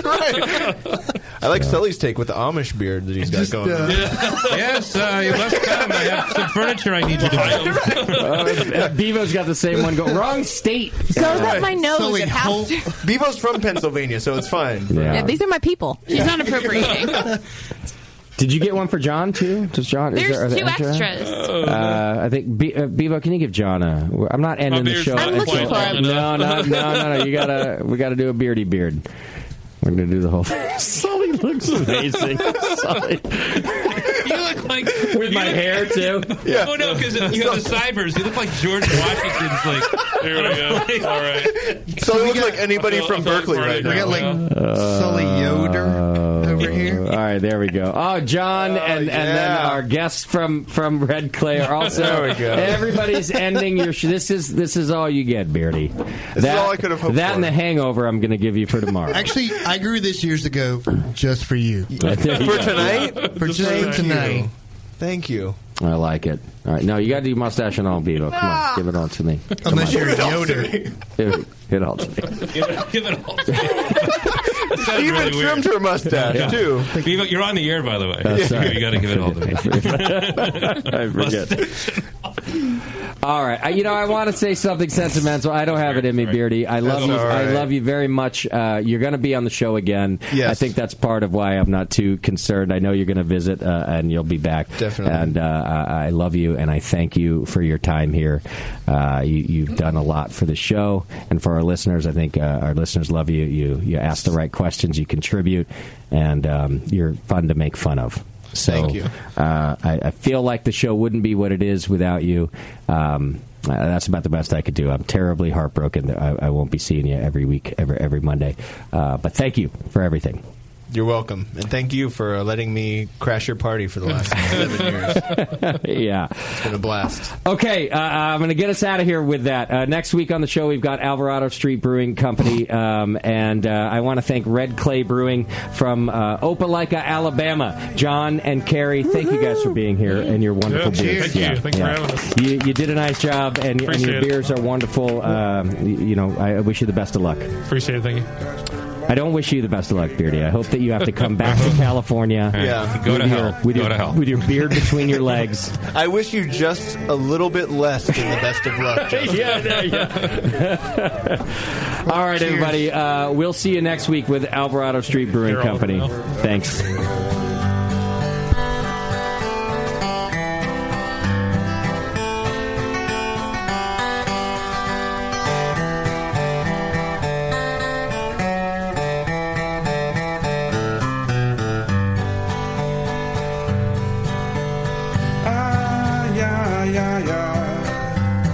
JP's an asshole. Justin's a nice guy and winning the race. JP